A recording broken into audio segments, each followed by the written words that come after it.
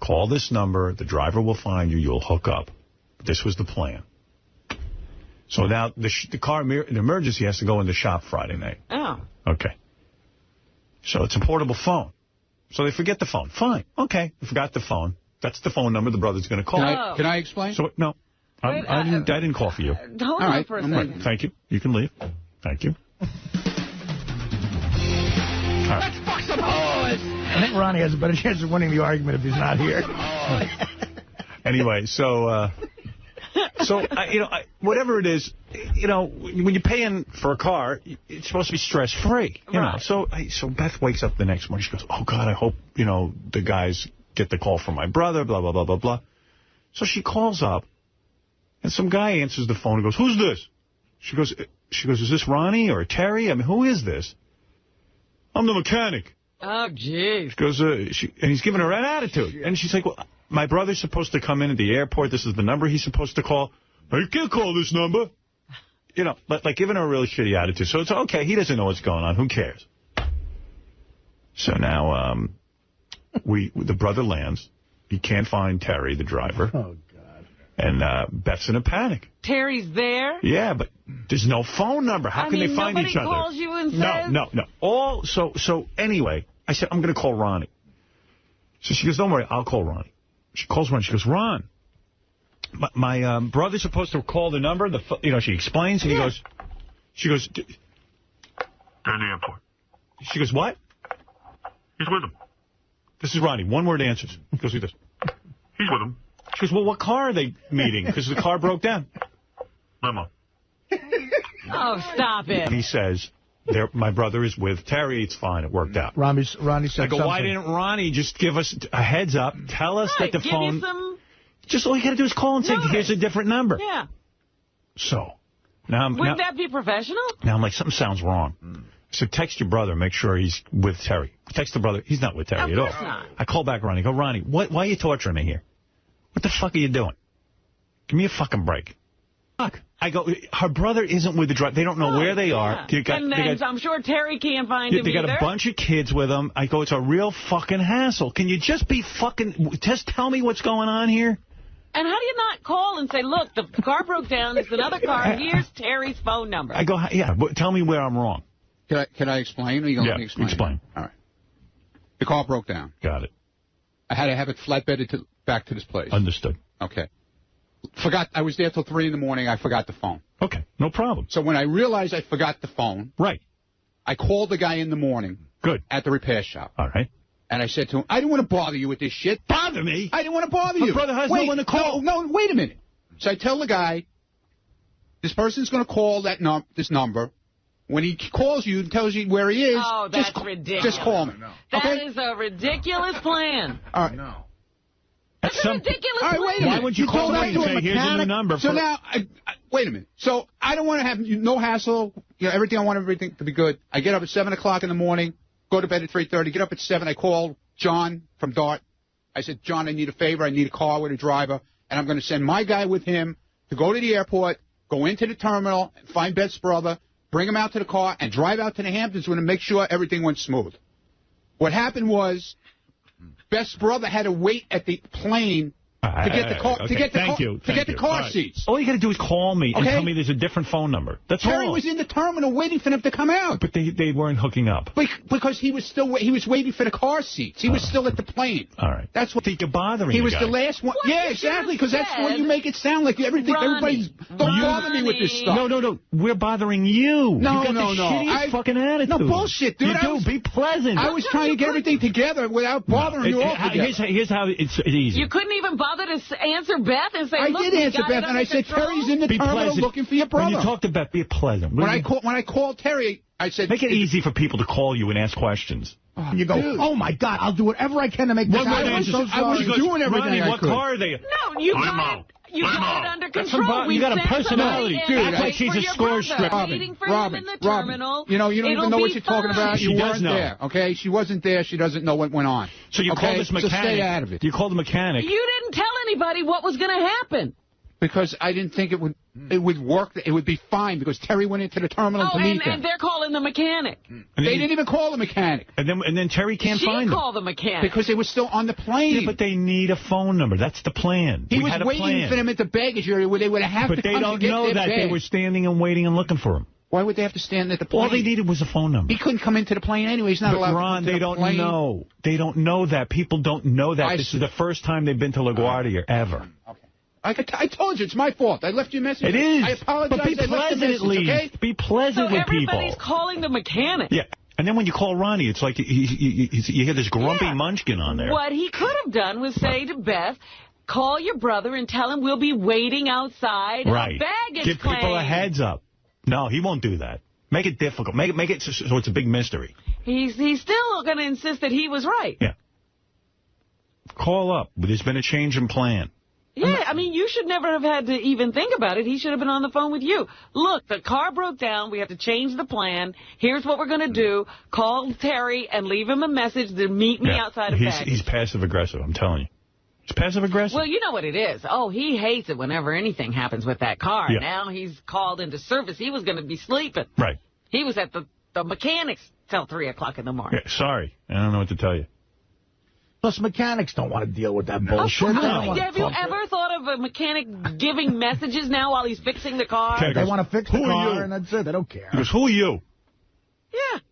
Don't call on this He goes, oh, if you call, I'll go call Ronnie. I'm like, wait, what is going on here? Yeah. Anyway, so the mechanic's supposed to stop working and call Ronnie and say, oh, the guy's at the airport. I don't even care about any of it. Just be pleasant about it, you know. Be a little bit pleasant. It seems that he got the message. Yeah. He really got it. So did they ever make it out? Yeah, they made it out. It was just a lot of confusion. Yeah. The first thing you should do is just give a phone number, because when people come in, they don't know.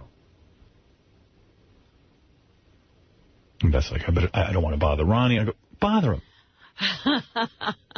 See, that's it right there, that you have the feeling that you shouldn't bother the person who has to do the job. Yeah, I said, it is ridiculous.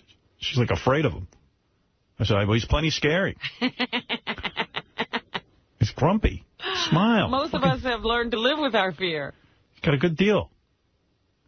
What am I going to tell you? It was crazy. So anyway, her family's with her, and then I came back last night, and I watched what's happening. You know, this whole Michael Vick thing, Stephen Marbury of the New York Knicks said, I don't know why everyone's getting all over Michael Vick. He goes, you got these guys going out and shooting deer and killing animals all day and night. He goes, dog fighting is a sport, and that it's no different than guys who go out and shoot deer. So I thought, well, does he have a point? You're trying to determine if you can see your way around that argument? Yeah.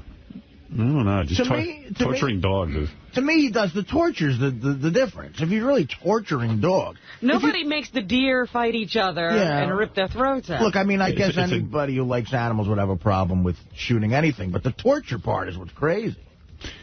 Yeah. They're so bred to be aggressive that... You can't even breed them. Yeah, so you put them on a rape stand, and then the other dogs rape them. Can you imagine? Can you imagine a guy making $60 million a year is busy with this? I mean, God, what was he, bored with pussy? Is he a married guy, Michael Vick? I don't know anything about it. I don't think so. I don't think so either. I've never heard of a wife. He's definitely a ladies' man, though, from what you hear. I mean, he's... JD page 1 here. Here's Stephen Marbury. I mean, I think it's tough. I think, we don't say anything about people who shoot deers and shoot other animals. Shoot deers. Deers. I mean, from what I hear, dog fighting is a sport. It's just behind closed doors, and I think it's tough that, we build Michael Vick up and then we break him down, and I think he's one of the superb athletes, and he's a good human being. I just think that he fell into a bad situation. Fell into it. Fell into a bad situation. So did Al Capone. He forgot to pay his taxes. Again, he's missing the point, though, that Pharrell was really smart in bringing out. No one else really... I've been thinking about what Pharrell said yesterday, and it's so true. By being involved with this, forget about the fact that he's a sick person torturing anything. Yeah. He gets involved with gamblers. You know, and if he gets in trouble with them, it could compromise him as a football player. That's what this is all about, Well, gambling. not only that, he was saying that there was going to be a federal RICO indictment if he didn't cop a plea to this. Right. So he had other issues to deal with. Riley Martin was on the air last night, evidently. I haven't heard these clips yet, but I guess he didn't get his paycheck right away. Uh-oh. You know how that goes. Yeah, so I guess he was blaming me. Doesn't go over well with Riley when his paycheck is late. So a lot of the show is about how...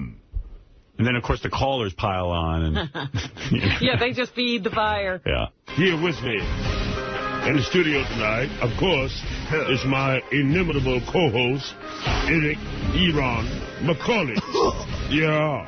And the great 𝗦𝗵cie𝘄𝗿𝗱, producer, who actually has a job at Sirius. I'm sure he got paid around the 15th of the month, though I have not received my check yet. You understand? They say, wow, the golden Jew makes $18,000 a minute, but he's going to rob the poor Negro from a few $100. Okay, I'm not mad. I have information to download to the people. I might be getting annoyed with him. And he might have finally gotten under my skin. You really are going to take that personally? Yeah, I mean, come on.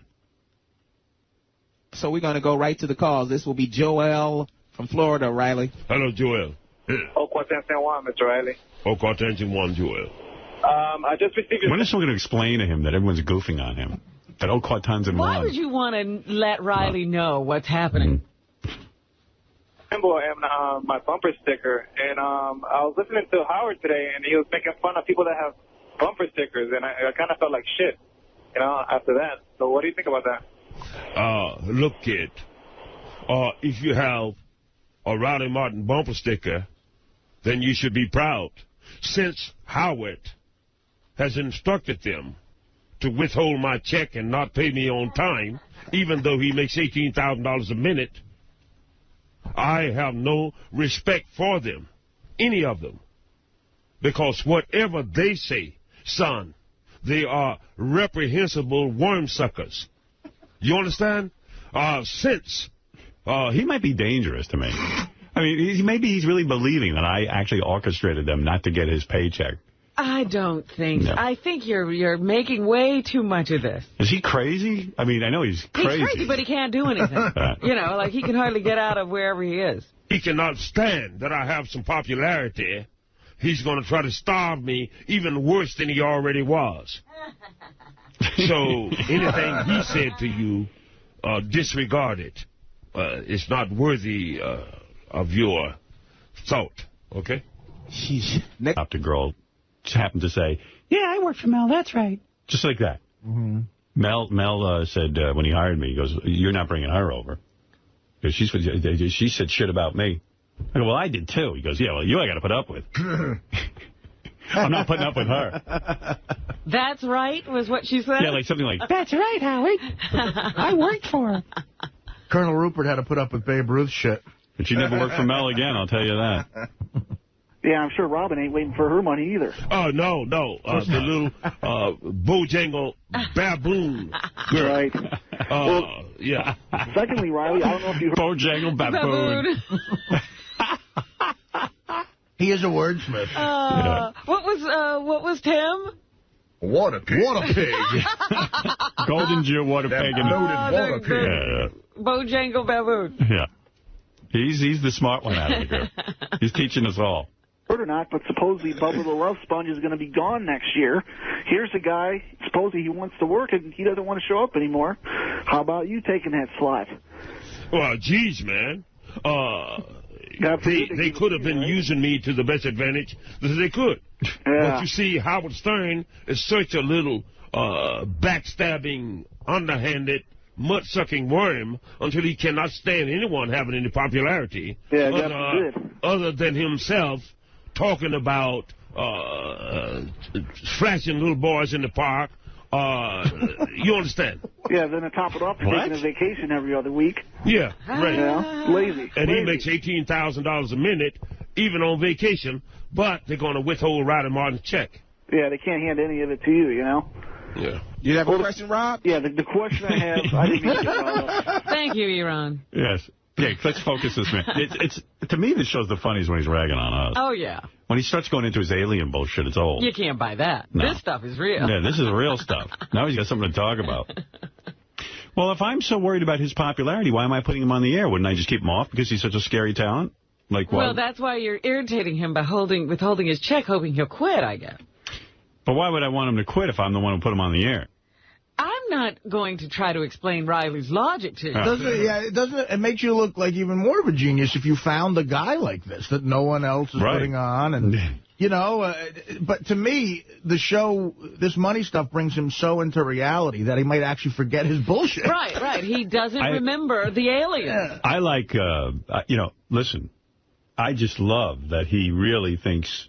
You know, we sit there and calculate how to screw him out of money. Yeah, he has directed them. And I love that, you know, That's his megalomania, that you and the top people in this organization are sitting around going, how can we fuck with Riley? And the best part of the show, let's be honest, is that the listeners all call him up and just egg him on the entire night. The guy just now, he was like all over it. I mean, that's hitting pretty every good. Button. Riley, I bought one of your symbols, and I put it on my car, and Howard doesn't think that's good. I know. Robin isn't waiting for her check. Yeah, right. I mean, it's perfect. Goes on vacation, lazy. Oh, yeah. Lazy. We are back. People, we are back. You must forgive me if I seem a bit out of sorts. That's because I have not got paid. You're hotter than college. Yeah, right. Howard has instructed them to withhold the poor Negroes' money. You understand? And because they are so good about sucking up to him, you understand? Then they think it's funny. But, you know, I'm trying to live over here. Right. What was he doing before we started sending him? I mean, he's only been doing this show for how long? I don't know, but this money seems to be like his entire life. Now it's a salary. Yeah. He was loading 600 pounds of pot into a truck. All right. Riley, next call. This is Darren from North Carolina. Let's see how Darren gets him into it. Hello, Darren. Hey, how are you, Riley? Hi. I have a pretty serious issue on your pay deal. How can they refuse to pay you? Well, I've jotted this down. They paid a transvestite $900 to pay her bills. They paid a washed-up wrestler $2,500. They paid the phone bill for Jeff the Drunk. I mean, they spent like $4,000 in the past just 2 weeks, but they can't pay you. Right. I am actually... Good one. That guy Darren's smart. Yeah, he added it all up. Yeah. This is a thing that Howard Stern cannot stand. In his heart of hearts, he's a petty little weasel. Underhanded, backstabbing... but they're going to hold it and see if they can starve me out or something like this. He has given the word, and the rest of them snuffle us behind him and try to smell his pants and do what he's saying. You understand? You understand? I'm not impressed. The world will know. Thanks, man. The world will know. He just ran out of steam. Smucka-uckagus. Smucka-luckagus. He'll give him a... He'll give him a... Suck-a-muckagus. Suck-a-muckagus. Give him a word. Suck-a-muckagus. He just made up a new word. Suck-a-muckagus. No, he didn't. It's not catching on anywhere. I'm going to start using it. You are. You suck-a-muckagus. Suck-a-muckagus. You understand? It's not even a funny word. You know what I mean? No, because he's trying to say snuffleupagus or whatever that word is. Yeah. Snuffleupagus. He did spend some time talking about alien horse shit. Last week, Riley, you mentioned Tan did not permit you to go back in time to assassinate Hitler.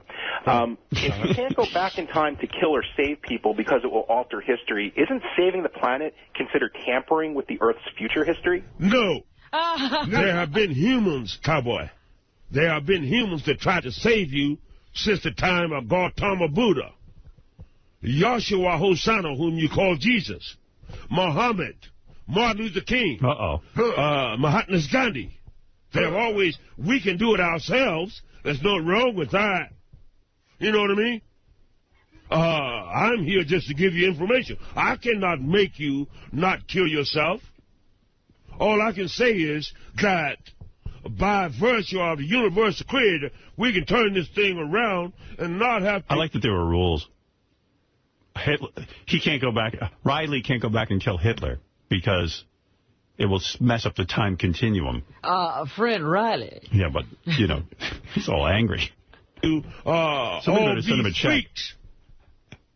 And accept Halliburton's money to be beat across the ass with a wet towel in some motel and pedophile little boys to our heart's desire in order to rob the world and kill our neighbors and things like this in order to live upon the earth. We can do it. No, they won't do it, but we can. You see? I depend upon you to help me save this thing. Okay? Okay. Yeah. And by the way, Riley, we did send you that check. Unfortunately, we sent it back to 1954. You have to go back in time to get it, where it was worth more. 𝗦𝗵cie𝘄𝗿𝗱. Yeah. You can find that check floating on the Euphrates River. Wow, he got pissed. Yeah, don't ask him. 𝗦𝗵cie𝘄𝗿𝗱. Riley, bear with me on this question. I've been wondering about this. In terms of the alien genes and chromosomes, you have said that the aliens sometimes manipulate circumstances where a certain person with the gene is surreptitiously influenced to meet and procreate with another person carrying the gene, and that this could create a future great person.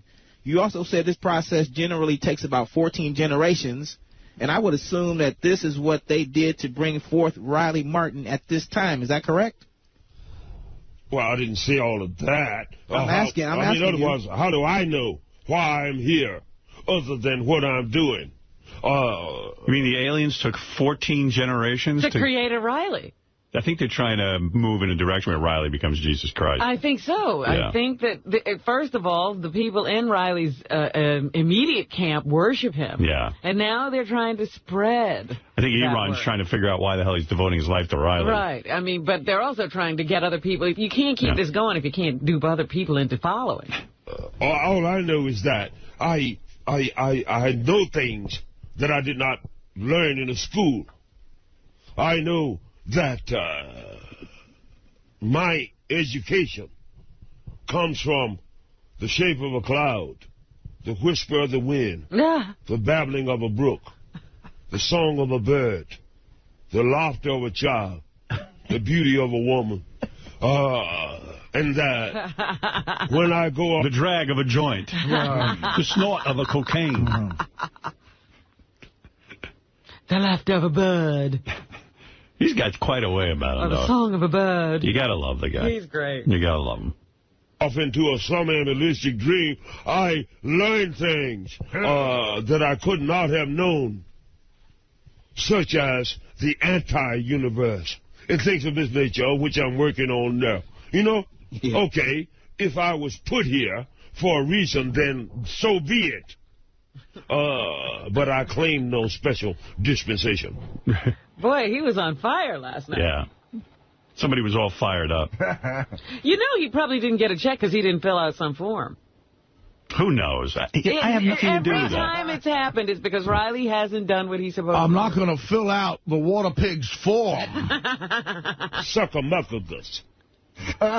You have explained that the Roswell crash as a lightning bolt hitting a ship coming out of a quantum window, correct? Yes. You also say that a ship fell on the Japanese... That Enron's good. Did I say that? Whoa, that was some heavy bullshit. Are you kidding me? Did I say that, Enron? Damn, that was I good. like that. That sounds good. I said that. I'm going to write that down and make a poster. When did I say that exactly? I'll say. Eat me green and call me a frog. I must have been out of my mind when I said that. Man, that was some good ship bud. was recovered completely intact. While the Roswell ship was broken into many pieces, my question is, what caused the Japanese crash? You know, Riley has him ask these. He writes them down ahead of time. Of course. Yeah. Now, ask me this one. I thought of some good bullshit for this question, so ask me this one. You know, been working on some major bullshit. Not the Japanese crash. It's the Chinese crash. Can't you read, motherfucker? Next week, the Korean crash.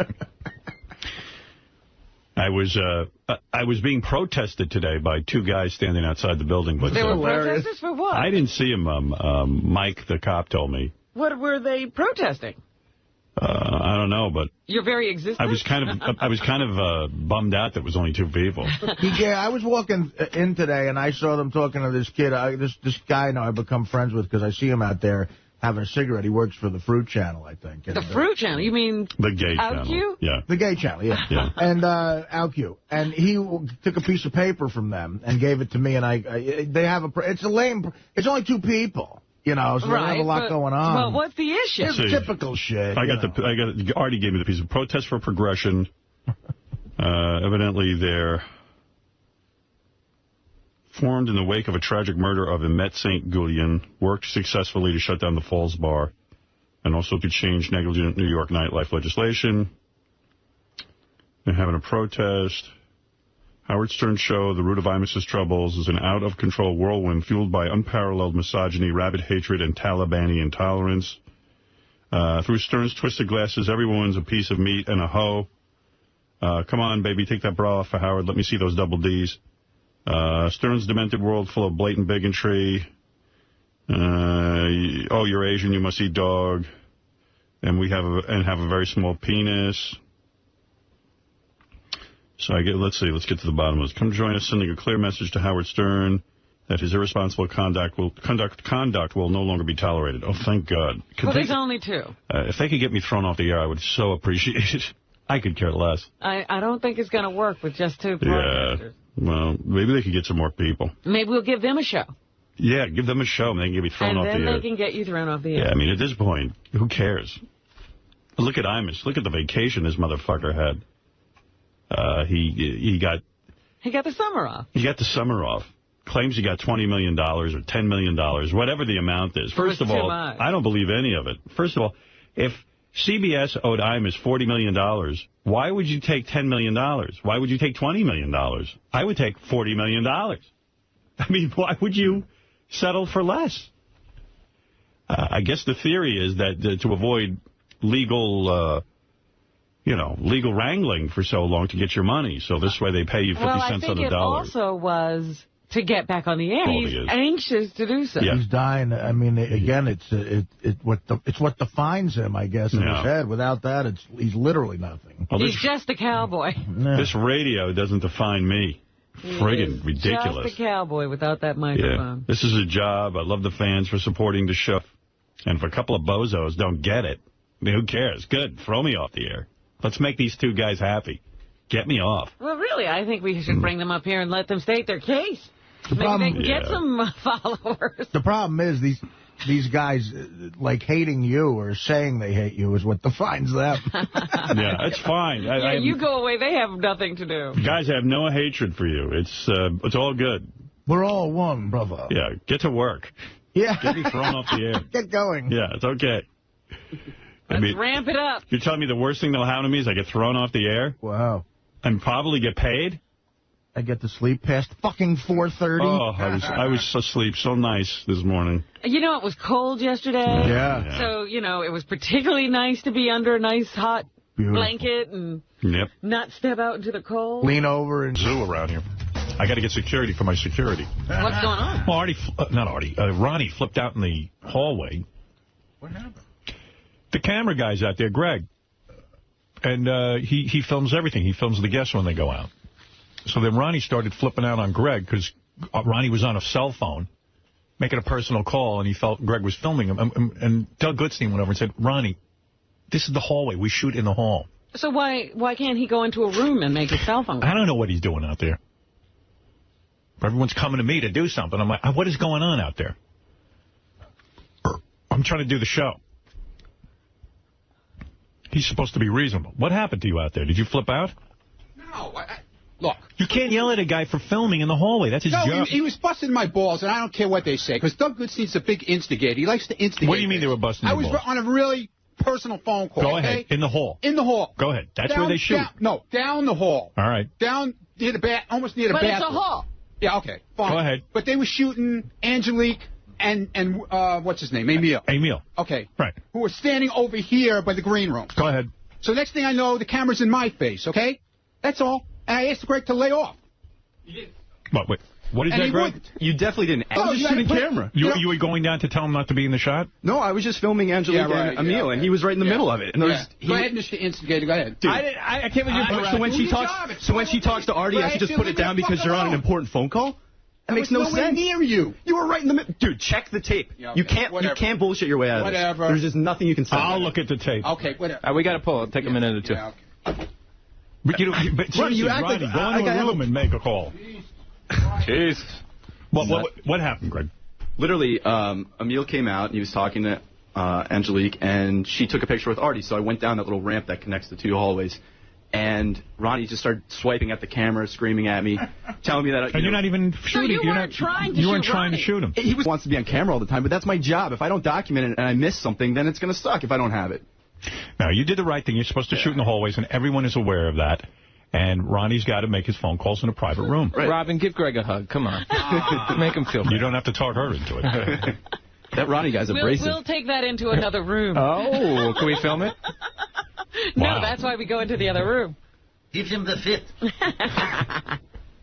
That foot, when the guy, Emil, was sucking that girl's foot, I thought I was going to throw up. Oh, when you saw the saliva, like, the remnants, it was disgusting. I couldn't see, thank goodness. I was really getting... I don't like watching a guy lick a woman's foot. No. It was like he came out of a bath. Yeah, he was really wet when that came down. And then he comes over to me afterwards, wants to shake my hand. I said, hey, Emil. That's what it comes like. These people now want to shake hands. I said, Emil, you're just rubbing Gary's feet and her feet, and you're licking them and your saliva. I said, no offense, dude. I'll give you one of these power punches. I wouldn't even do that. Yeah, I just stayed away from him.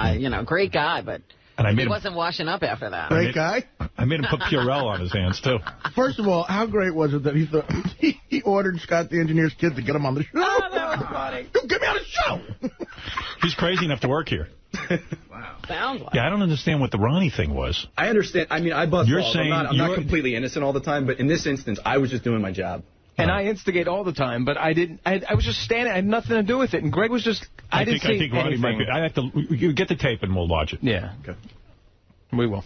Mike Walker. How deep is your love? Yeah. What's up? One of the magazines a couple of years ago did this great bit. They did the greatest love songs ever written in the history of rock and roll. Yeah. Who they were written for, and then how much the divorce settlement was. I Love You Just the Way You Are was written for Billy Joel's first wife. Right. Yeah. That cost him like $30 million. Yeah. Wonderful Tonight, Eric Clapton wrote for, Patty. Yeah. That cost him like $70 million. It was just great. That's funny. Hey, Bobby Trendy's on the phone. That's good. Hey, Bobby, I see you getting interviewed everywhere over the Anna Nicole thing. Yep, it is a story of the year. What the heck happened, people? You know what's weird, Bobby? I used to watch the show with you on it. Mm-hmm. Those two hated you, Anna Nicole and Howard. She didn't. Howard did. He really? Didn't like anyone around her.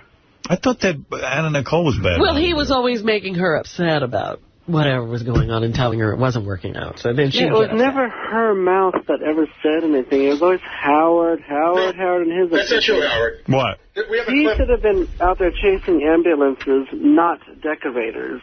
We have a clip, and Anna Nicole talks about how bad she thought Bobby was. Really? All right, let me hear it. You're forgetting. You see, this is what happens in death. Because I was watching on TV the other night, and I was like, wow, Bobby's like the grieving, friend. The widow. And by the way, you were dressed beautifully. Oh, thank you. Was I visually stimulating? Oh, absolutely, Bobby. One can't take their eyes off you. Here's Bobby. Well, here's Anna Nicole. Let me refresh your memory. Which clip is this? It's Gary preview page, upper right-hand corner in green. Oh, Gary preview page. 2. Hold on, Bobby. I got preview pages up my ass, if you know what I mean. He knows. All right, he knows. I had just completely had it with Bobby Trendy to the fact that I just wanted everything about him and everything that I saw about him just away from me and gone. Trendy's bed was just a piece of I mean, the bed looked like his skin had holes all over the place. I had just completely had it with Bobby. I had it with Bobby. Oh, that? I don't remember that small conversation. It was overshadowed by the fame that I had received on that show. Had you been in touch with her at all? Not lately. The thing is with her death and everything, I forgot about that little conversation because of the fame that they gave me on that show. But Howard was such a jerk to me the whole time and everything. And I can't stand it. Running my mouth. I can't stand that his name is Howard K. Stern. Like, it's fucking me up. Can you imagine what a coattail rider? He is even riding your own coattails. Yeah, he's riding my coattails. Yeah. I mean, what am I supposed to do now with the name Howard You Stern? can't even do anything about it. Bobby, do you know, I mean, imagine if some guy, you know, was a real jerk and his name was Bobby Trendy. Oh, God. I would have a nervous breakdown. Anna Nicole was sleeping with all these dudes, like, who are now claiming to be the father? You know what? She didn't seem to be so promiscuous, but it seemed like that week of conception, she might have been a little promiscuous. I think that the father of the baby might be an unknown because of all of this activity. All these weirdos are coming out of nowhere. Do you think that Prince dude who's married to Zsa Gabor, do you think that he might be the dad? Oh, of course not. On the Nancy Grace show, he said, I don't want to upset my wife, and I don't want to talk about it, and I didn't say I slept with her. Well, if he didn't sleep with her, what did he do? What kind of affair? In a microwave? Yeah, right. What do you want, Gary? You know, I was looking on the internet last night, and I put in a Google search for Bobby Trendy and Anna Nicole. One of the websites claimed, are you the one who started the rumor that Anna Nicole killed herself because her son might have been the father of the daughter? That's a great rumor. It said on one of the websites that Bobby's the one who started that rumor. Do you think? Did you start that, Bobby? I didn't start that rumor, but you know what? In that world of theirs, anything is possible. I mean, now it could be the dead husband's son. Right, because they're saying that the sperm. They could have gotten the sperm from that old dude. Yeah, because I think Howard K. Stern was hoping that baby was going to be their next meal ticket forever. Anna wasn't the gold digger. It seemed like Howard was. And that could very well be his son. Let me ask you, did you ever daughter? Did you ever see Anna's, son who died be amorous with Anna Nicole? No, I never saw him be amorous. He was so quiet. I don't think he could actually be anything. Yeah, so how? I don't believe that. Well, Bobby's saying he didn't start the rumor, but he certainly could buy into repeated it. And Bobby, you've seen some weird shit go down in your life. Yeah, there's a lot of wild things that went on in that crazy house. Like what?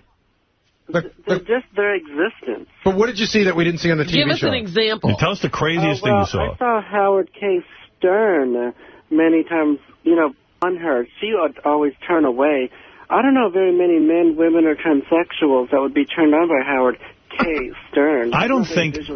I'll tell you, Bobby, I don't think she ever was attracted to him. She was in my studio twice and said I could never have sex with him. Right. So, Bobby, then why did she, marry him or whatever? Why did she say that he's the father? Why did she marry him if she didn't like him? I think that he tried to marry her, and that union in the Bahamas is not legalized or looked at as being a legal union anyways. Right, but why would she tell everyone that Howard's the father of her child? Because she was trying to keep the real father from getting anywhere.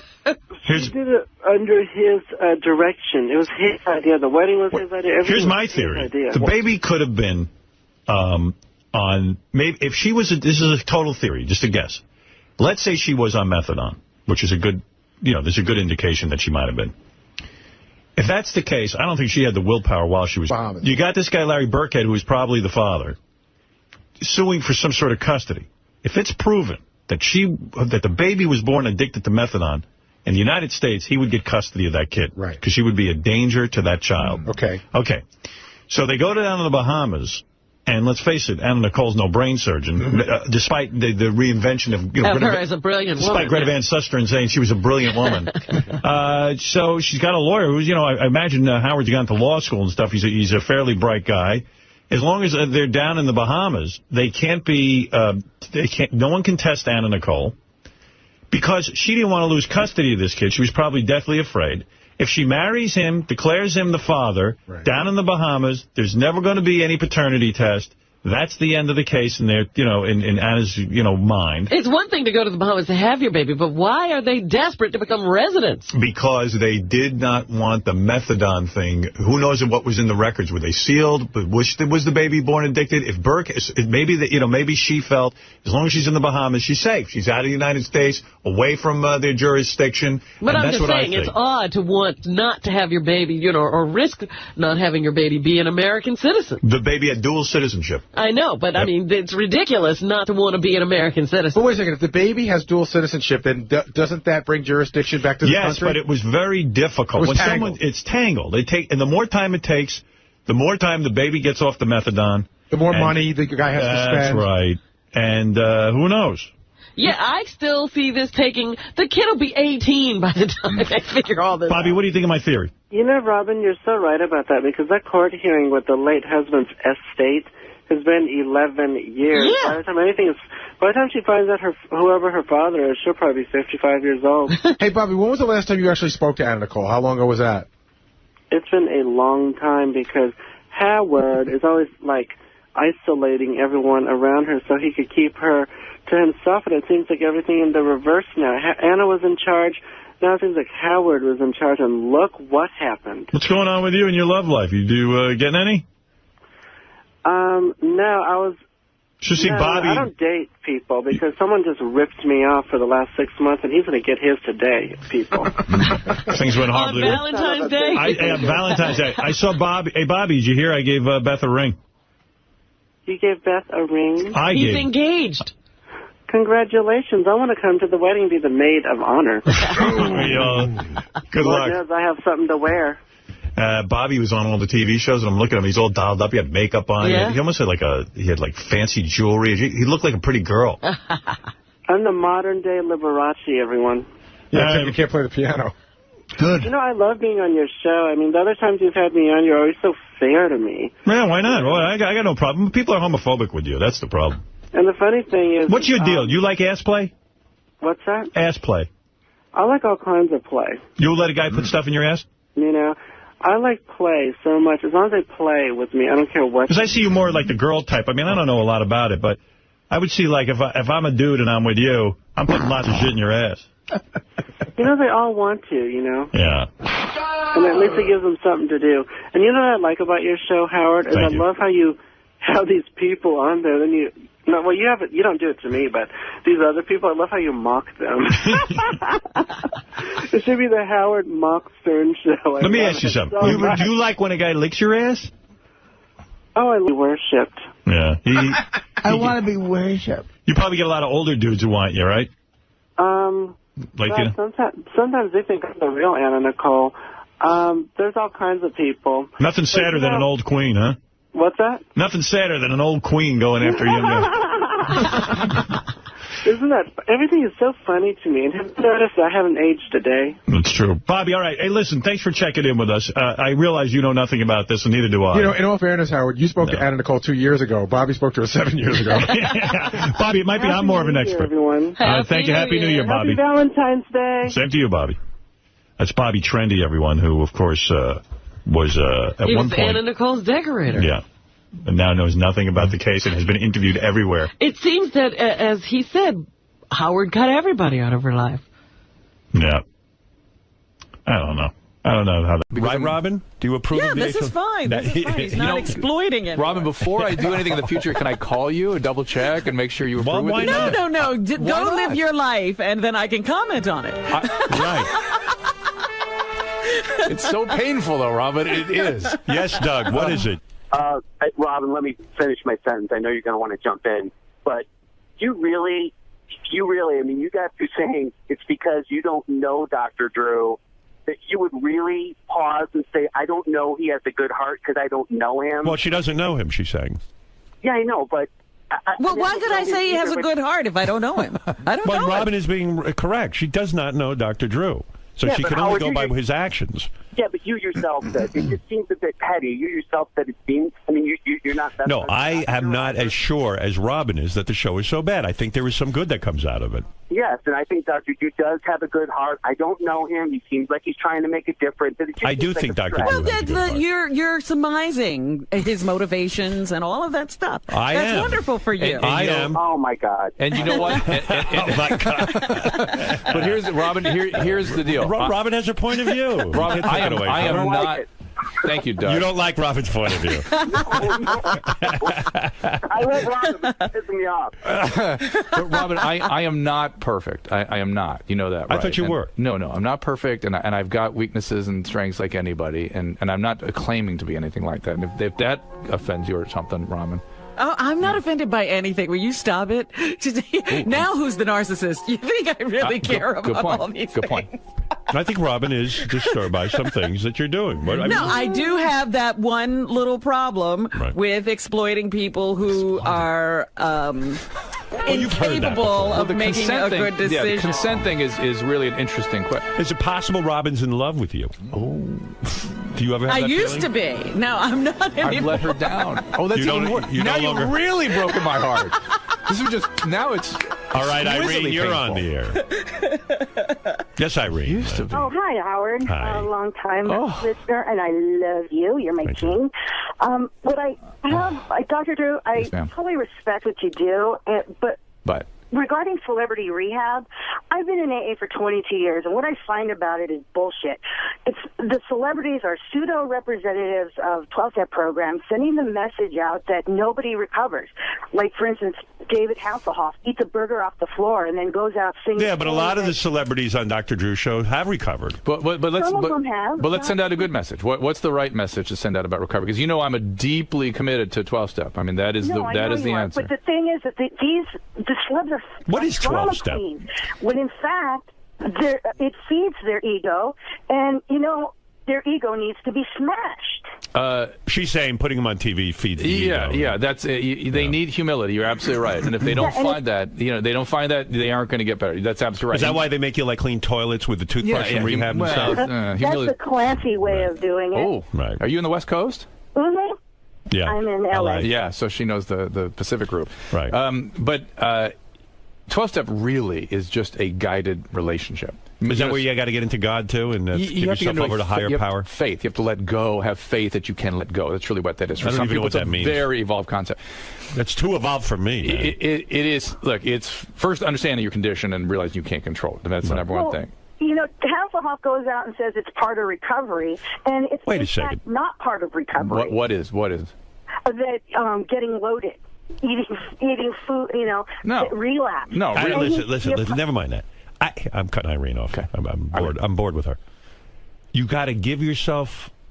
You got to admit that you have no control. It's a part of your brain you can't do anything about. It's a motivational disturbance that's deeper than your consciousness. It colors everything else. Everything else serves it. Not you can't do anything about it. The motivational distortion.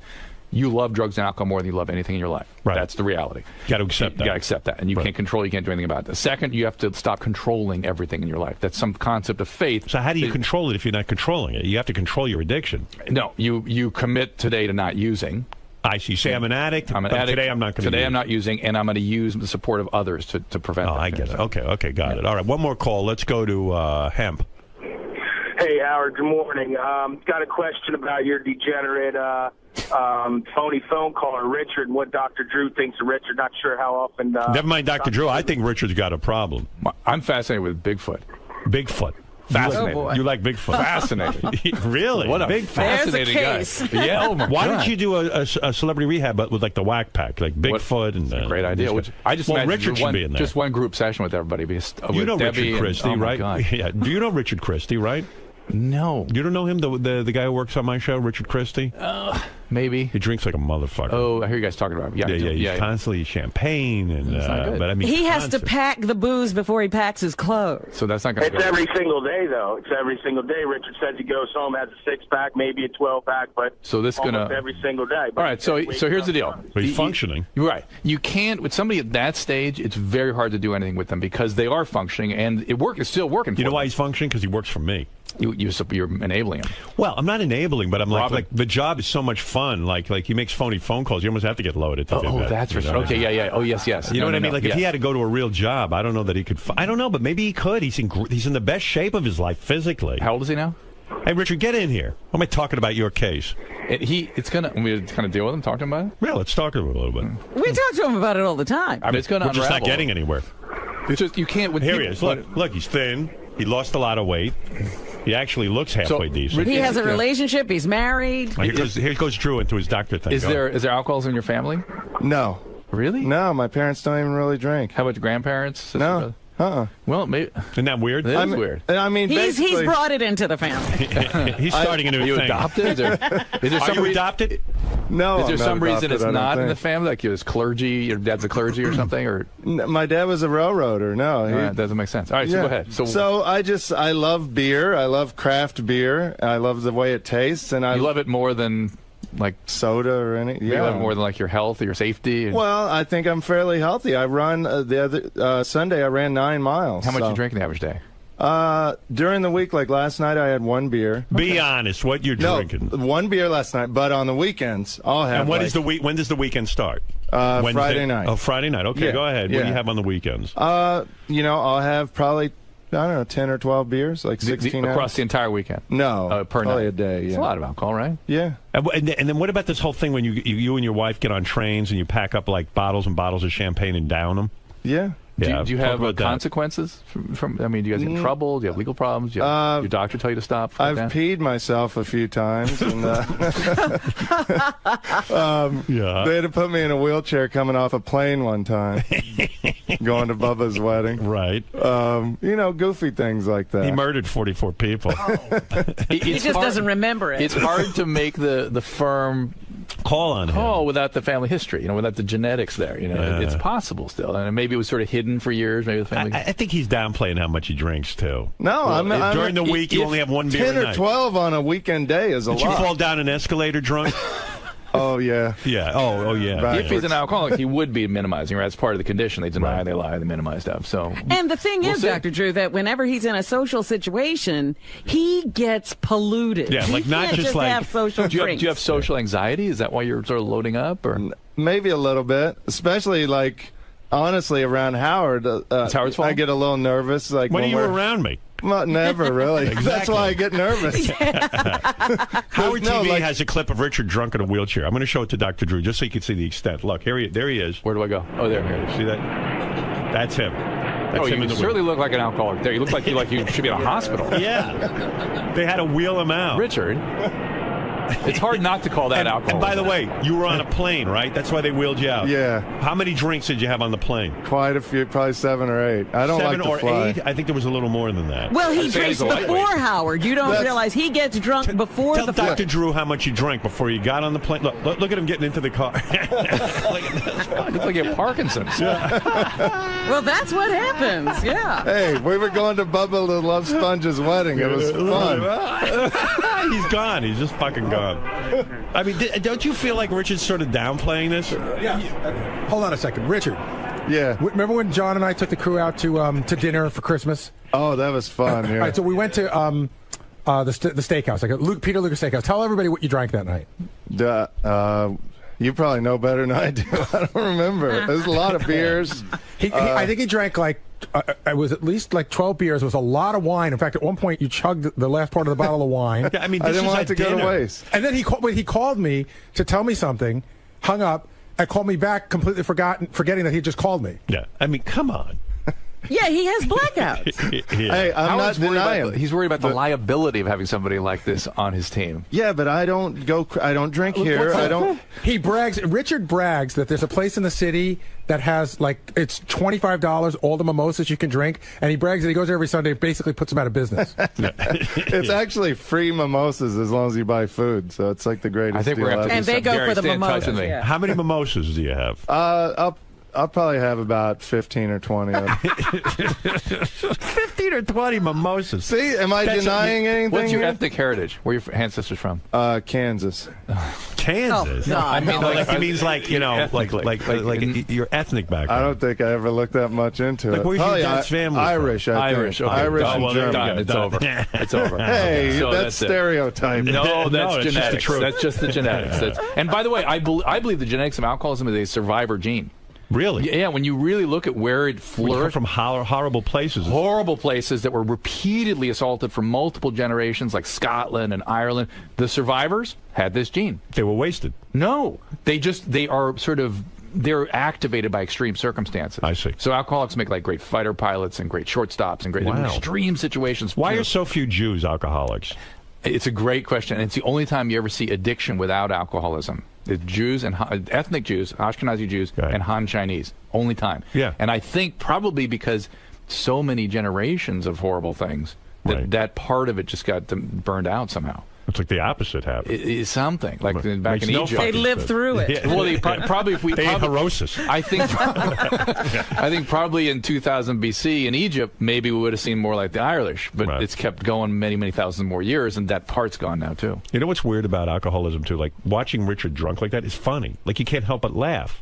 But and not when you're going through it. No, I had fun. Yeah, you loved it. I did. It's funny. He's having fun. That's that moment is funny, but the implication broadly is bad. Richard's going to have trouble. Yeah, you think he's in trouble? He's going to have trouble. I mean, I've gotten a clean bill of health from my doctor. Did you tell him? You tell him about the Mimosa Fridays? Absolutely. Yeah. Did he tell you to cut down? Is your doctor an alcoholic or a drug addict? No, he's a good doctor. Yeah, you know what kills me? I hardly drink, and like I started to have like 1 or 2 glasses of wine a night. And I went for my yearly physical a couple of years ago, and I showed a slight elevation in the liver area. Very slight. Nothing, you know. My doctor, that's what my doctor said to me. He said, so he goes, have 1 or 2 drinks a week. Yeah. And I was like, 1 or 2 drinks a week? And I started to get upset. And I said, well, if I'm getting upset, that means maybe I'm getting too into this shit. And so now I don't drink. I mean, it's definitely better not to drink. Yeah. I mean, can you imagine I'm that sensitive to alcohol? You were on any cholesterol meds, statin or anything? No. My cholesterol's real low. I don't get it. Yeah, see, I had high blood pressure, high cholesterol. I got gout, but a lot of that was gout. The gout and the blood pressure may be directly related to the alcohol. But that's why I started running a lot and getting in better shape. But now I feel like my reward, let's is a nice beer. Howard, let's examine that thinking for a second. Yeah, that's crazy. The gout and the blood pressure is from the alcohol. So that's why I started running. Right. Not stop drinking or cut down. That's why I started running. He'll never stop drinking. I'm telling you, this guy's unbelievable. I have one more point to make because somebody just reminded me of this. So the way Richard lost all his weight is he's got this app, and this app tells you how many calories you can have a day. And there's many times during the day where Richard will give his calories to alcohol rather than to food. Of course. Right. Of course. That's very healthy. How many calories is a beer? It depends. It can go from around 100 up to about 350. So, I mean, how many calories are you supposed to eat a day? I'm at about 1,800 a day. So if you're having 12 beers in one day, that's it, no food for the day. Yeah, but that's why I run 9 miles, because then that adds another 1,000 calories. You're doing a lot to work around this drinking. But Richard, what's fueling you when you run? You have to have some protein. No, he doesn't have to have protein, but he will break down without the protein. Right. But he's such a specimen. What's fueling me when I run is knowing I get to have a beer right afterwards. Oh, my God. Dr. Drew, help him. I'm not sure it's possible. But is it really, though, honestly? Yes, honestly. Is beer as bad as being addicted to, like, vodka and hard alcohol? It's all the same. It's just you eventually get the same amount. Your brain will have you drinking in the amount that it wants you to drink. Yeah. Do you know Richard's 50 beers or 3 ounces of alcohol? Do you know Richard's doctor has a bar in the waiting room? I feel it. Just in case something's going on with that doctor. I just got to say. There is a dentist in New York that I heard has wine, so I'm thinking of going there. Oh my God! He never wanted to take care of his teeth. All the free wine. Yeah, you don't even brush your teeth. Why would you care? Listen to him. This is him calling in. Listen. Hardemeyer, you prick cocksucker. Listen to me now. That's Richard. Richard, I can tell you, sure seemed nervous around Howard. Fuck you doing. But right now... Here's Richard pissing in the street. Hey, what's up, Will, you sexy bitch? All right, I'm going to leave you a message, and this is it. I'm going to take a piss right on the phone right here. In the middle of Manhattan. Girls love this. I'm wasted. You're married? All right, hold on there. I just asked. Yeah, the whole thing is a mess. The whole Dr. Drew is laughing. Well, what's he going to do? Howard Sal just told me, his partner told me that when they travel, and there's a lot of thought when you want to be, when you want to be a drunk. There's a lot of thought that goes into it. So he brings a paper bag full of the little bottles, the ones that you can get through, because they're less than 3 miniatures. Ounces. And he says, and Sal says the bag just clanks and clanks, but he says it'll be 6 in the morning, and he'll just be pounding them down. Really? Because I hate to fly. I'm very scared of flying, and alcohol just makes me feel so much We saw better. evidence of what happens when you get off a plane. Well, Dr. Drew, you've done him no good. I'm worried. Though. I'm open to discussion, though. I'm not denying that I'm an alcoholic. I'll give you something. You hear that? What? What do you say? He said he's an alcoholic. You're an alcoholic. I've admitted that several times on here. Yeah. By the way, this business of, if you admit it, that's half the problem. It's bullshit. Bullshit. Right. You got to do something about it. Richard, stop drinking for a month. Oof. He could get sick. All right. He could have withdrawal, Well, I mean, be careful. Do it. Can you do it? Well, if that's the case, maybe I'll try it a few days at a time or something. He's not doing it. A week. You talk to your doctor maybe before you do it and get, you really, it's very scary. It is, right? Really, yeah, it's really could go bad. I mean, make sure you take, your nutrition's the first thing to pay attention to, because you can get actually brain damage and nerve damage and stuff. Well, I mean, honestly, I think he has brain damage. I eat super healthy. I think you have brain damage. I heard all about it. 12 beers or food. Yeah. That's once in a while. Oh, my God. I probably do have brain damage, but I know you do. It helps with my prank calls and stuff. No, it doesn't. Don't even think that. And go see your doctor, Richard, and have you withdraw for a month. See what happens. I will. Also, the Dr. Drew podcast is available on iTunes. Robin will be watching both and listening to both. I know that. I feel like I made some inroads with Robin. No, Robin, are we still Again, exactly the same? I didn't want that perception out there that I hated you, because that's not the truth. Yeah, Robin is full of love. She really is. I know. I call her my love bug. And think how long you guys have been together. She has to have been, right? She loves me. Right, Robin? I do. I'm going to rub it into Drew. She loves me, Drew. She used to love me, too. Unquestionably. She said that. When you lose Robin's love, it's not fun. It's not at all. That's right. You've lost the sunshine. There's one last call from you from a very famous caller, Debbie the pet lady. Fantastic. I love Yes, to talk to Debbie, go ahead. Howard, I want to talk to you in person. Debbie, this is Dr. Drew. Do you know you frighten me, my dear? Are you okay? No, I'm not, because your show has been mean to me. I see how you do me. You know, Drew's show has been mean? Yeah, can I just say something, please? And I won't yell. All right. It needs to come out already. It's not fair what you've done to me. You know, I asked nicely to teach, like, Gary, and Gary can't even take 5 minutes to answer me, but he answers all your regulars. This is back to getting the wrong seats in the AGT. Yeah, this is AGT. She was complaining. She complains Gary doesn't spend enough time on the show with her. I mean, how does she know what Gary does with the others? She has. Because I see the tweets. I've seen Eric's tweet how he's bragging that Gary got hold of him and is going to help him with something on the air for today. But yeah, when I was writing Gary all 3 days in a row, the begging. Debbie, we're not like Dr. Drew, a help center. Yeah, answer your regulars, but why are you? I don't answer anybody. Like shit. You treat me like crap, and you don't want to. Well, if that's Gary treating you that way, don't blame Howard. And Gary can't be involved with you. No, we're treating her fine, Howard. I know you are. He wanted to have me locked up and have FBI come to my house and take my kid away, but that's okay. Her kid? Who's taking your kid? Oh yeah, she has a kid. How do you support? John, the reporter, John. Debbie, how do you support your child? Debbie? What do you mean? I mean, what do you do for a living? What do you mean? What do you do for a living? Nobody works. I'm on SSO. from state. Yeah. And how old's your child? My child's older now. He's 16. 16. Is he getting on okay? Is he going to go to college and stuff? Yeah, he's actually doing very good. He smart. He got good grades. And Debbie, somebody must have advised you to take medication along the way. How come you don't take medication? I think she does. Do you? I was taking. I stopped.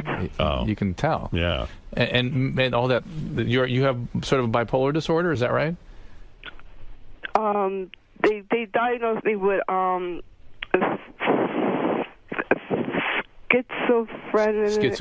Schizophrenia. Or schizoaffective. Schizoaffective disorder. Wow, you've got everything. Yeah, and a mood disturbance. And mood, yeah. Well, listen, Debbie's a character. But no, I'm not. I'm not part of the show no more. Yeah, but Debbie, so maybe it's best you stay away from the show. Yeah, because, you people won't tell the truth to the world anyway. Right. I think people love you, Debbie. People love you. We love you, but maybe it's best you stay away from the show. No. Just hear me out one time, all right? I think I've heard you out 1,000,000 times. No, you didn't, Howard, because you always hang up on me. Well, I don't have all day for this. Yeah, because you don't have the time to listen to the truth. I don't have the time. You're right. I'm doing a radio show that Well, entertains Debbie, if people. you're being mistreated here, stay away. Right. That's the best answer. I am. Okay, so then be done with... my fucking life to the fucking world, and I'm not supposed to get upset, right? You can trash me out there with a woman. We like you. Play nothing else on me, then you fuckers. Because I will fuck you up. Do you understand? Yes. Oh. I understood. Well, this went well. Shuli has a thing with her. If you yell back at her, she stops. Oh, really? I don't think so. Hey, Debbie, you better shut up right now. Oh. You don't listen See? Wow, it worked. Calm down. By the way, Richard's in the corner doing shots. And who can blame him? It's fun. Let's join in. All right. Why did you let that, John? I don't know, Debbie. Please. We didn't do stay anything. away from the show. Lieberman? Oh, John Lieberman, you don't like? He threatened to. Oh, he came to her house, right? He came and he's done and embedded. You know, he's on HLN every night with Jane Velez. Yeah. Anything aired. You people don't want me on your show anymore. Fine. No, I don't want to be on your show anymore either. That's probably That's the best. deal I wanted to make with you people. All right. So leave me alone. Fair enough. All right. All right. You only cater to your regulars anyway, because that's all you want on your show is your regulars, because that's all you ever All right. to your regulars. Fair enough. Thank you, Debbie. We agree with you. 3 years. I wasted 3 years on this show, and I want the world to leave to hear what I had to say, because it's not right how you people did me for 3 years. If she took medication, could she be normal? No. This could affect it as a personality disorder. I see. And But what would the medication do? Not this business. Right, up and down. Yeah. She'd be constant. She'd be better. She'd be narrower range. You know, but you pushed me to these fucking states and moves. All right, fair enough. You made a good point, and time to move on. Thank you. Probably disability a good thing. I don't imagine her in the workplace. No. Would you Who's hire her? doing more to remove the stigma of mental illness, us or you? You're doing We're doing a great job. You really are. You know what, Drew? I'm going to leave it up to you. Thank you. I feel much better with you dealing with it. Thank you. All right, Dr. Drew, thank you. Your show, of course, is helping a lot of people. We try.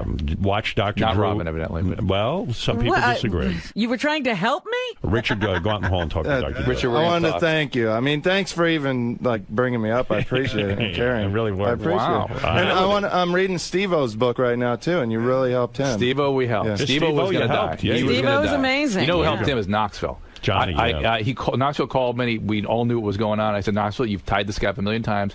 Tie him up now, throw him in the trunk, take him to the hospital. And that's what he did. Yeah. And he's alive because of it. Fascinating, the story about their intervention. And he was not thinking right for a long time after I love that Johnny Knoxville. Just saw him in L.A. Spent 2 nights with him. Steve was a miracle of recovery. Years now. Pretty impressive. Oh. Yeah.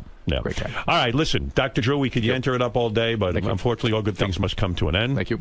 And you're right, Steve-O, big success story, Robin. You have to remember that. Steve-O now. I think Steve-O is doing incredibly well. And again, my complaints came right at the very beginning and had nothing to do with people's results. I'm just saying, Steve-O is now stapling his balls completely sober. And that's right. And Robin, I wish I had consulted you before we published that book. I really do. Absolutely. Stop it. Well, Stop it happened all here You couldn't apologize at the time. Remember that? You defended yourself. I did. All right, we're going to end this right now. This is the next time you come in, we'll continue. Thank you. Dr. Drew, thank you. It will go on and on and on. Robin, thank you, and we'll be back right after these words. Mr. Christie. See, some guys are addicted to dirty magazines and webcams, and I like drinking. Richard, given everything that was discussed today, did your opinion about yourself change at all? Do you see yourself and your behavior in a different light? I don't know, man. I just love beer so much. It's not to make it sound simple, but I love the taste of beer. I love feeling good. I love relaxing, winding down with a nice beer after a run. I just love it. So, I don't, if something really crazy happens, then maybe I'll quit. But so far, knock on wood, what will it take? I'm still able to function. We have the same doctor. He uses my doctor. So I just told him that I didn't think he was telling my doctor the truth. I do. I swear. I swear. Maybe if you went in with him. I want to. You want to go in with him and describe exactly what's going on here. You can go in there with me while I tell him I have 12 beers in a day. But a lot of physicians don't maybe understand alcoholism per se, and I bet you what he'll say to him is, you need to cut down, watch it, be careful, and that may not be possible for you. You're either going to have to stop. It would be hard, yeah. And we heard Howard say take a month off, and that scares me. You can have full-on withdrawal.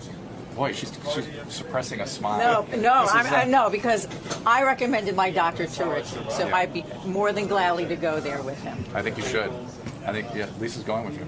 Okay. Because it scares me when he goes, I'm running so I can drink. And I go, ooh. Well, I was thinking. But I was drinking before I ran. It's just now it's better now. See, now I'm running so I can keep drinking. Anything to keep drinking. Yeah, right. Sweating it all out. There you go. No, I realize, and I've told Howard before, I do drink a lot. I'm not going to deny that. But this is an interesting situation. I mean, it's working for him. He doesn't want to stop. You have to find that motivation to stop, and he's going to have some more serious consequence before he does. What are you going to say, right? I mean, sometimes doctors can have an impact and say, hey, you got to do this. Yeah. I don't think your doctor can do that. I don't think so. Maybe if she goes and talks to him. Dr. Drew. Cameras or no? Are you allowed to have cameras in there? Probably won't hear of it. I don't know. Dr. Drew, are there levels of alcoholism? Oh, sure. That is Richard more of a binge drinker than anything right now? He's what you call, he's still controlling it. Even though it's excessive and he's having some consequence, he's still controlling it. It's not out of control yet. And that's when it's difficult to get people to motivate to stop. Because they say, look, I'm still working, I got to control, what do I do? What will be some of the indicators to look for if we see Richard going over the line? Just look at the videotape getting off the airplane that tells you everything you need to know. In my defense, that was 5 or 6 years ago. Oh, that's even better. Yeah. So things have progressed since then, so just keep that in mind.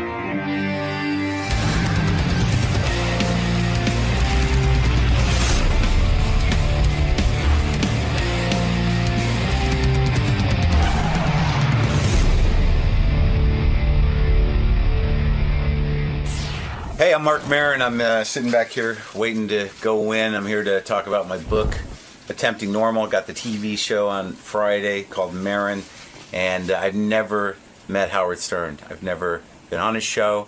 I'm nervous a little bit, but I'm watching him on TV, so I think it's gonna be all right. But I have no idea. I'm excited. That's what I meant to say. Excited and full of dread, panic, but just excited. We'll go with just excited. Now, you do your own podcast, so this is a little bit different for you being on the other side of the microphone. Well, I'm familiar with it, but I've never been on the other side of Howard's microphone. Very true. I mean, this is a guy that I've, listened to and known about for my entire career, and I've never had a lot of friends been on here. Never figured he knew who I was. Still not sure. We'll see. But it's a big day. It's a big day. Cool. All right, Mark. We'll see you in the studio. Thanks, man. Marc Maron is a stand-up comedian. He's having a lot of success right now. For years, he wanted to kill himself because he was jealous of everybody else's success. Oh, dear. Let's say hi to Mark. Look at you. There's Marc Maron. Yes. Hey, Mark. Good to see you. Good to see you. Nice having you. I wonder who he was jealous of. Who were you jealous of that you were you were really annoyed with your career for a while? Yes, a long time. You were jealous. Of course, consumed. Who consumed. Were you? But I understand that. Yeah. When I see other people doing well, it makes me angry and hurt. Oh yeah, absolutely. If you're not doing well, right? But who was it you were jealous of? No, even when I was doing well, I'm still angry with people who are doing well. How can you not be? You're right. The biggest one, really, for years was Jon Stewart. Quite honestly, right? Because, really? Well, we had started together, and I kind of knew him, and somewhere in my brain, I thought, if I could just keep my shit together a little bit. There's no difference between us. And there was a period in time when I first started out where he was literally on every magazine every week. I would walk down. The best press ever. And I'd walk down the street, and every newsstand, it was just his face going, "Fuck you, Maron. Who's winning? Who's winning?" It was all about you and him. That's it. The whole world. Now, when you were doing, did you guys come up in stand-up comedy sort of at the same time, you and Jon Stewart? Yes, we did. And he very early on was, he got TV opportunities, got a lot of opportunities. I ended up hosting Short Attention Span Theater, which is the thing he started on Comedy Central. Right. I hosted the last version of that. I killed that show. Things were not going well. Yeah. So, wait, because you're kind of a political guy, too. You did Air America for a while. For a couple of years. I was more reactionary. I was political for a little while, but I was generally just pissed off and angry, and I thought bitterness was... Did you try the Air America experiment because you said, hey, that's a way to be like Jon Stewart? Like, I'll be political kind of guy, too? No, that was because the Air America thing happened because I was out out. I just moved out to Los Angeles. Right. You know, my career it never really took off, and I got this opportunity. Yeah, because I never really heard of you. That's not nice. And no, I'd never heard of you before. Yeah. And you know, like Gary Kidd, hey, you should have Mark Maron on there. Yeah. Well, who is Mark Maron? And then people started telling me, and you came up with 𝗦𝗵cie𝘄 and all these guys. Yeah. And you must have hated Louis too. Well, me and Louis, that became a problem. We kind of resolved that. we resolved that stuff on my podcast briefly. But with John, it was a bigger problem. And with John, the problem still kind of exists. You're kidding. It's weird, man. Do you ever run into John? No, but does he know you're upset with him, even though there's no rational explanation for it? Yes, he knows. I'm not upset with him anymore. He's still kind of, you know, he's a little upset with me. Did you go around bad mouthing him? Was that the problem? No, I used to do it right to him. Really? What would you say to him? It was ridiculous. like there was a. You felt you were entitled to his career. I felt that if I could just be charming and not be such a dick, right? That I could, you know, I could be that guy. I used to think like if I just committed to a haircut, if I just committed to a hairstyle and a shave, and a shave, the guy, he's just got the confidence to never change his haircut, and that was. You felt you were the same. You know what it is? You probably knew that your anger was getting in the way of your career. Because John's like a nice guy, like he's not a shit, you know. No, like, you know, yeah. And what you're saying is you're a shit. Yeah. And you're an angry, pissed off guy. I was. I'm better. Did you go in therapy to get rid of that? No, you get old and you get your ass handed to you. I mean, you're going to get humbled. Right. Yeah. After a certain point, if you're an asshole, eventually you're like, well, this isn't working out. Right. And you get humbled. You know, your wife leaves, your career craps out, and then that's it. You're sitting with your own shit. So what was going on for you? You were going out for like you auditioned for Saturday Night Live, right? I did in '95, and you didn't get it. No, I didn't get it. And that's the kind of stuff that was beating you down. You'd start to see the other guys in stand-up comedy who you came up with. Sure. Getting great opportunities. Right from the beginning. And you said, I'm as funny as they are. Yeah, and I used to call my manager and go, how'd he fucking get that? The first 20 years of my career were fueled by spite, by me yelling at my manager saying, why is that guy on television? And then your manager would say, look, what do you want from me? Go out and do something, dummy. Say, I'm not talking to you anymore. Right. But so you probably hung around with a lot of losers because it made you feel better. Guys you wouldn't be jealous of. I didn't hang around with anybody. Right. You were that angry. Well, I was. I hung around with Louis. The guys were always good. Me and Attell and Louis and Jeff Ross. I mean, all these guys were my guys. Sarah. Right. We all hung out together. Todd Barry, and I was all part of that scene. Right. I was not that angry. I was not that miserable. I was still doing comedy. Right. But in my heart, I couldn't quite reconcile why. And now this stuff is happening. I'm almost 50. Did you ever think about giving up comedy? Did you ever say, hey, that's not for me. It's not working out. No, I didn't know what else to do. That happened to me even a few years ago when everything hit the skids. And, before I started my show, the podcast, Your podcast has changed everything. Yeah. Your podcast gets, what, 700,000 downloads per show? It gets between 300 and 400,000 per show. That's amazing. It's great. How did people learn of your podcast? I don't understand that universe. Well, ultimately, what happened, we started it, and then I started talking to comics, and it evolved into this one-on-one interview show, and there were a couple of episodes that, became very important and sort of put it on the map. I did one with Robin Williams. I did 2 with Louis, a double episode where we kind of rebuilt our friendship. I did 2 with When 𝗦𝗵cie𝘄. Louis was on your podcast, yeah, you guys were on the outs. We hadn't talked in a while. There was tension because I'd gotten to the point where I couldn't interact with Louis because I couldn't handle his success. Yeah, he's on fire. He's always been kind of on fire. He's a very talented guy. Right. And but we've been friends for years. And so did there come a time where you said to Louis, look, Louis, the reason I can't be friends with you is because I'm so jealous of you. Yeah. You did. You confronted him with I said that. And what did he say? He probably got uncomfortable because this guy Maron's out of his fucking mind, right? Well, he said, it upset him, and then it came to a point where, he was having his own problems, right. And, I was a friend of his, too, but he didn't feel like he could reach out to me, so there was this thing. So you hadn't spoken in years? Not much. And he walked, so when you I went to his house. You went to his house to with the microphones. That's a humbling experience. Did you tell him you were coming, or you just No, he knew. He wanted. We didn't hate each other. We just didn't talk much, and it used to hurt my heart. And then he called me on it in the middle of that show. Right. He said, when you couldn't talk to me, I might have needed a friend. You were being a shitty friend.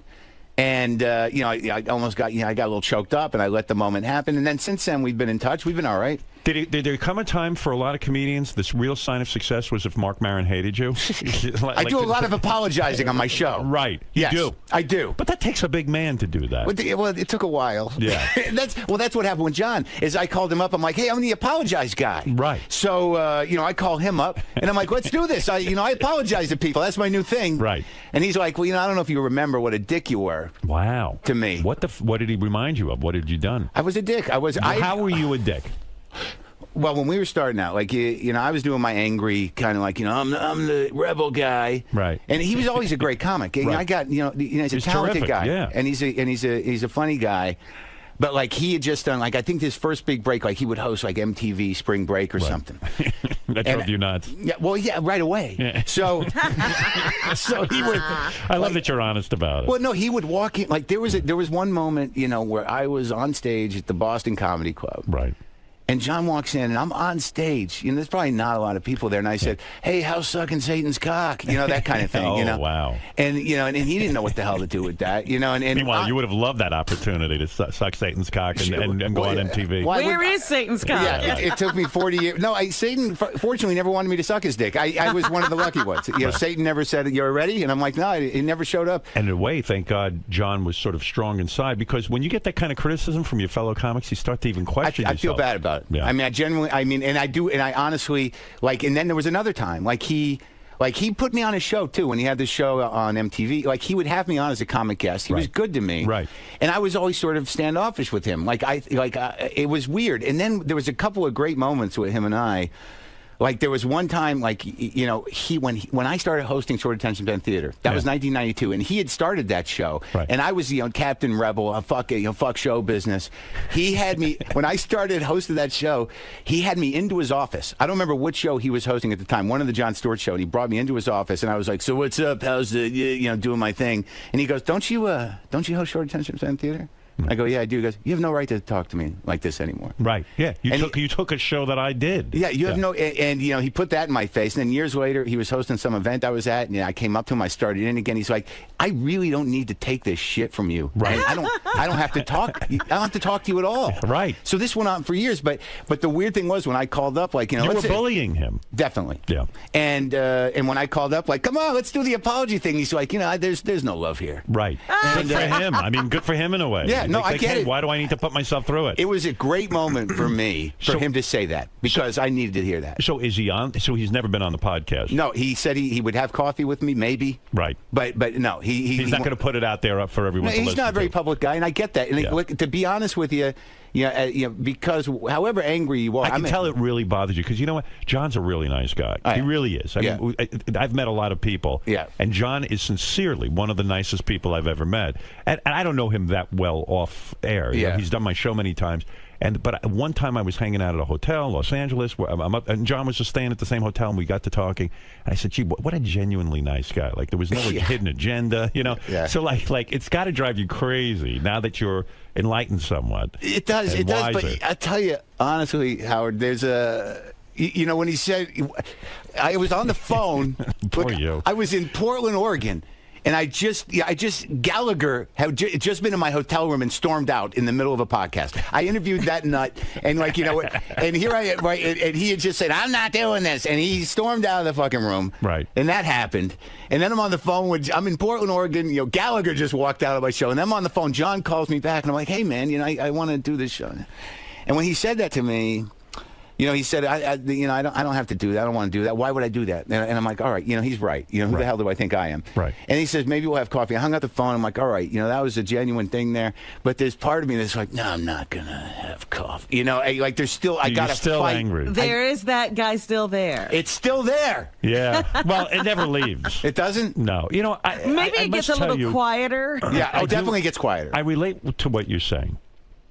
I have picked up the phone and called people that I have, because of my anger. Yeah. And I have tremendous anger, too. Do you know where it comes from? I believe I do. Where? Well, I know where your anger comes from, because I've read something about your history. Yeah.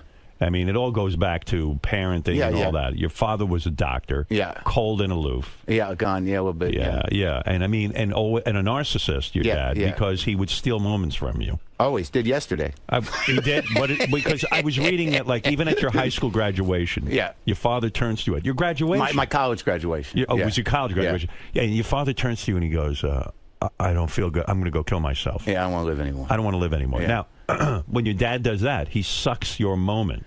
It's your college graduation. Yeah. Why did he choose that moment to tell you he was going to kill himself? No, it happened throughout my life. I mean, this is something that happened throughout my life. And a successful guy, doctor, and I don't know what the hell his problem was. I try to figure out, even in the book, I'm like, I don't know what happened to that guy. I don't know what causes that. But you're right about that's a very good way to look at it. I never really thought about it like that. That he erases yourself. He erases your sense of self. All about him. So if you've gone through your life feeling like you can't get inside, you're an outsider, you can't get your parents' attention. Yeah. Sounds like your mother was very self-absorbed, too. Yeah, she's gotten better. And anorexic? A little bit. You once went on the air and said, my mother weighs 119 pounds, and she called you up to correct you and say, no, I weigh 116 pounds. Yeah, she was upset about that. Yeah. So in the book, I talk about her getting new boobs. Right. And she don't care about that. Right. But as long as I get the weight right, we're going to be okay. Is she better with her weight now?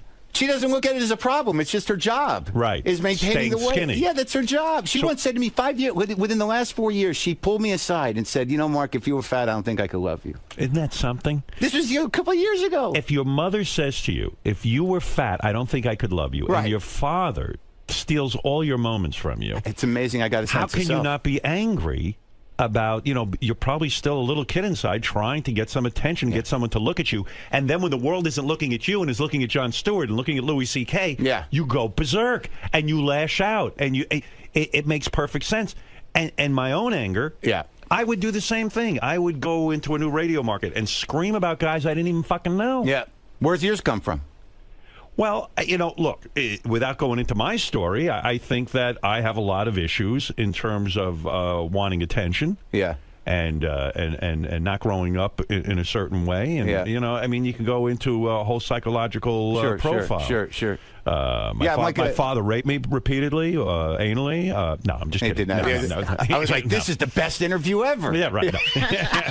No, but like you say, your dad would do weird things, too, like...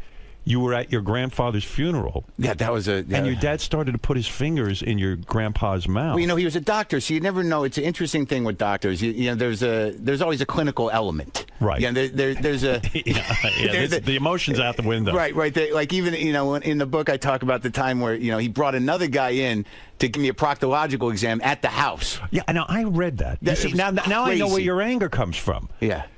You're a kid. Yeah. How old were you when that happened? I was probably 7 or 8. We just moved to a new town. And you felt you had I had a pain in my stomach, right? So my father, who's an orthopedic, not an internist, he's an orthopedic, not a proctologist, right? No, and he's going to examine me. He's my dad. He's a doctor. So he gives me that examination. He sticks his finger in my ass. Where did this occur? In your bedroom? No, I don't know. I can't remember where that one where when the initial examination. I don't know where it occurred. But there's a moment there where you're like, he's a doctor. This is something that happens. But in retrospect, I don't know how you process that as a kid, right? So in my memory, he doesn't know what the hell is wrong with me, really, because it's not his line. He's a bone guy. Right. So he finger bangs me. Well, so he brought you somewhere in a room. Yeah. And bends you over. Yeah, and he gives me that. And sticks his finger all the way up your ass. Right, to see if I have appendicitis. He thinks I have appendicitis. Is that the proper way to even diagnose appendicitis? I have no idea. All I know is he brought another guy over.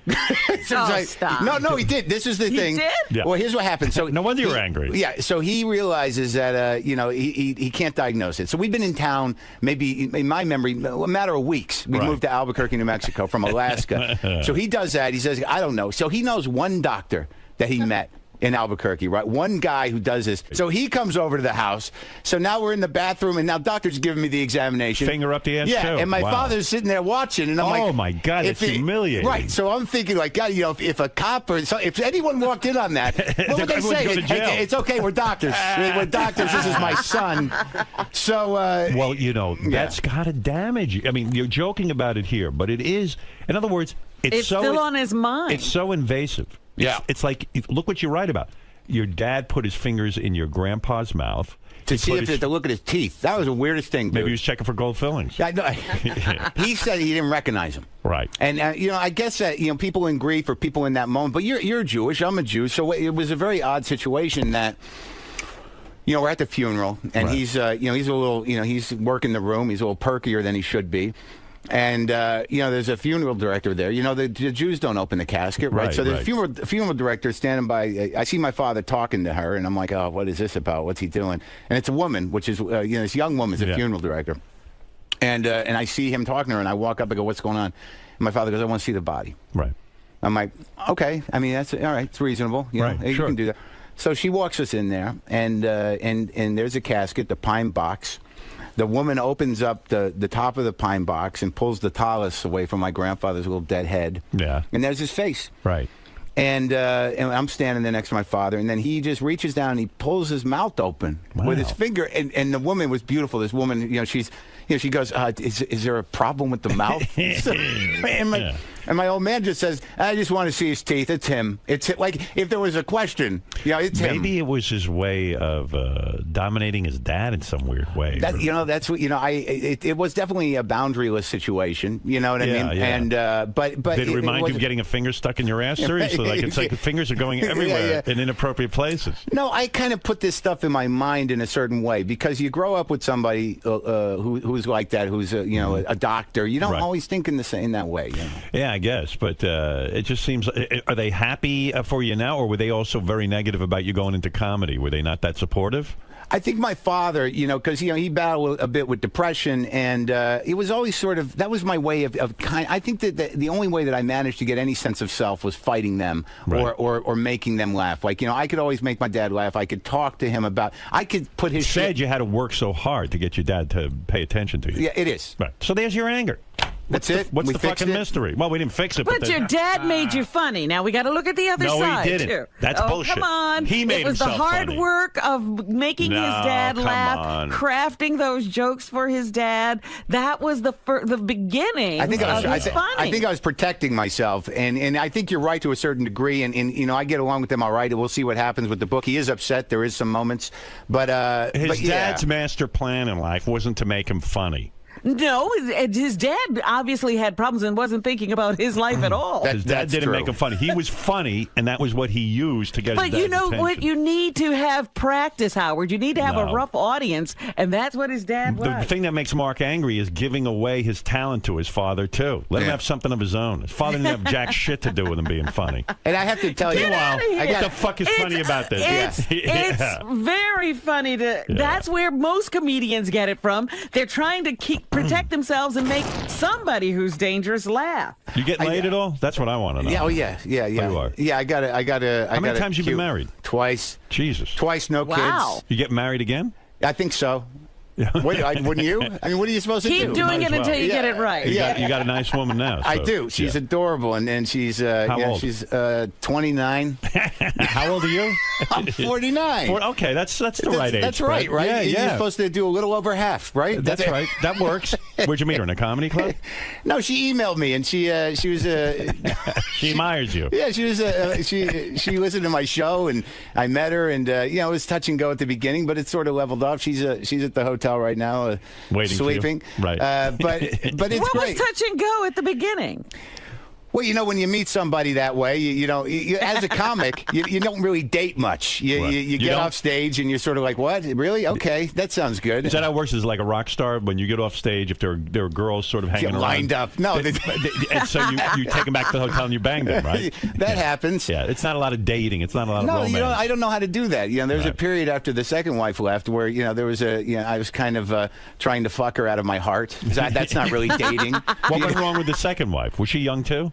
She was 13 years younger. I think she just had enough of me because it's hard to be married to a comic. Well, like with the anger stuff, now that I've gotten beaten down and that I'm more prone to crying than yelling.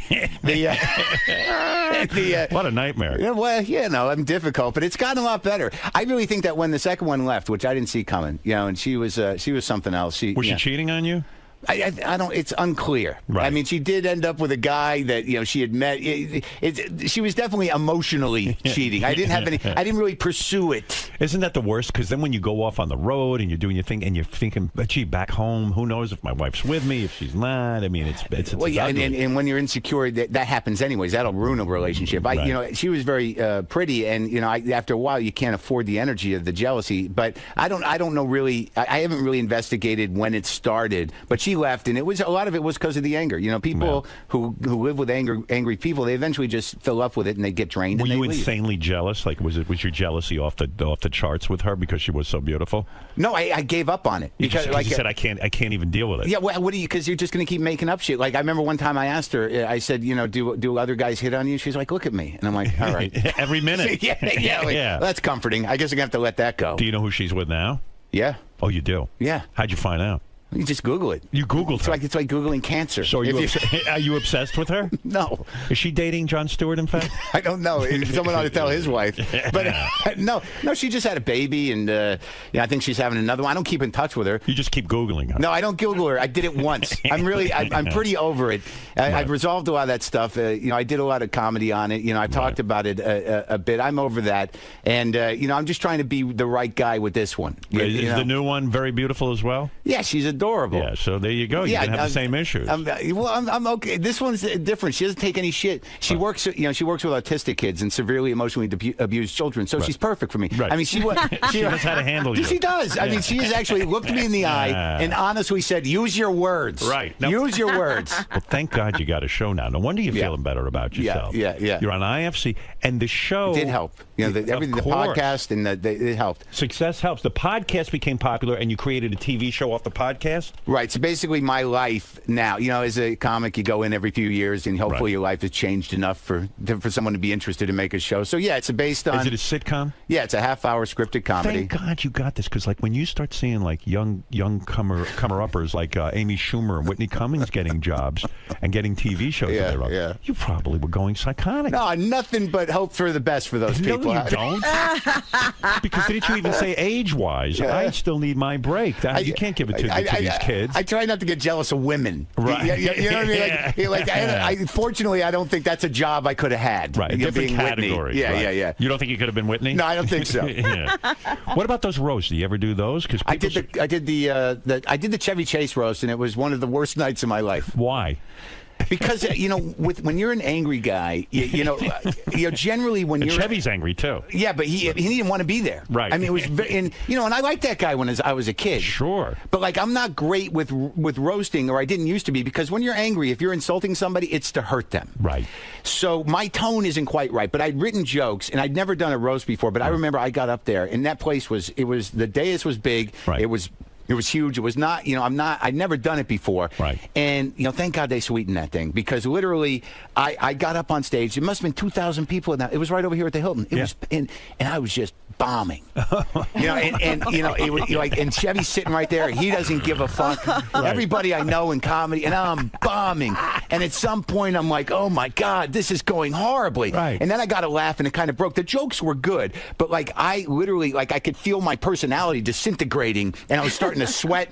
And after that night, I went up into my hotel room. I was with my buddy Sam Lipsyte. He writes novels, and I'm literally on the verge of tears. I'm like, I can't do this anymore. And it must have been so sad. I mean, comedy in general, right? Everything. Yeah, I don't know what the hell was going on. Because here you are waiting for a big break. You're trying to get your profile up. You get in front of a big crowd. You know it's going to be on Comedy Central, and you fucking tank. I'm tanking. Yeah, and you're like, how can that be? Well, it happens. Yeah. I mean, it's part of the liability. You say it was your anger because you were so angry that it didn't come off fun. Well, no, I wasn't angry. I just wanted the jokes to work. I wasn't angry at him. I just said, doing those jokes, it's hard for me to deliberate how to do them. I've gotten better. That was a few years ago. It's a different style, right? Yeah, it is a style. It's not like your stand-up act. No, it is. It's definitely, there has to be a warm-heartedness to it, or it's not.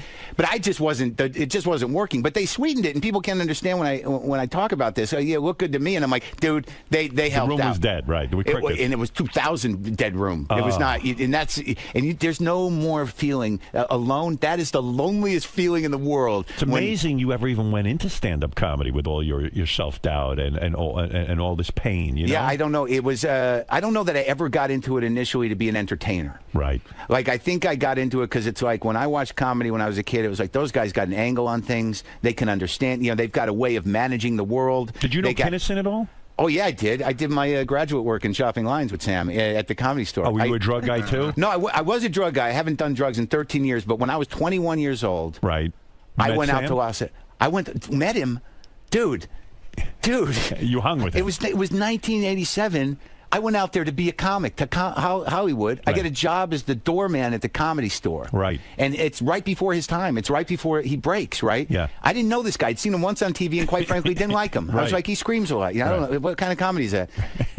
And I meet Carl. It was the weirdest fucking time. Dude, I met Carl LeBeau. You know Carl. Yeah, I know Carl. So Carl, like, you know, everyone's buzzing about Sam. I'm like, I don't know who Sam is. I'm the new head doorman. Carl comes up to me and goes, so you're the new head doorman? I'm like, yeah. He's like, yeah, we did that. And I'm like, okay. Yeah. He goes, yeah, Sam's out on the road, but you seem all right. And he gives me his watch. Carl like, does? yeah. And I'm like, what is this? Yeah. He's like, yeah, I just want you to have a gift. It's from us. And I'm like, what's going on? Is this the Manson family? Yeah, well, so, and what happens in comedy? If you're the doorman at the Comedy Store, that means you also get shots on stage? You have to be a comic there. You know, we had, at that time, when you were a doorman, the Comedy Store was its own universe. Right. And I just entered it. And when you're a doorman, you're a non-paid regular. And you had access to do spots in the belly room upstairs. So what we would have to do is you'd get people leaving the other rooms and be like, you want more comedy? We got guys upstairs. And you bring them upstairs. So your payment wasn't money. It was getting stage time. Right. And you got paid for the door a little bit. And I ended up living in the house that Mitzi owned behind the Comedy Store. Right. Where, so you get some perks. Right. Where Dice used to live and everything. But the first meeting with friends with Dice?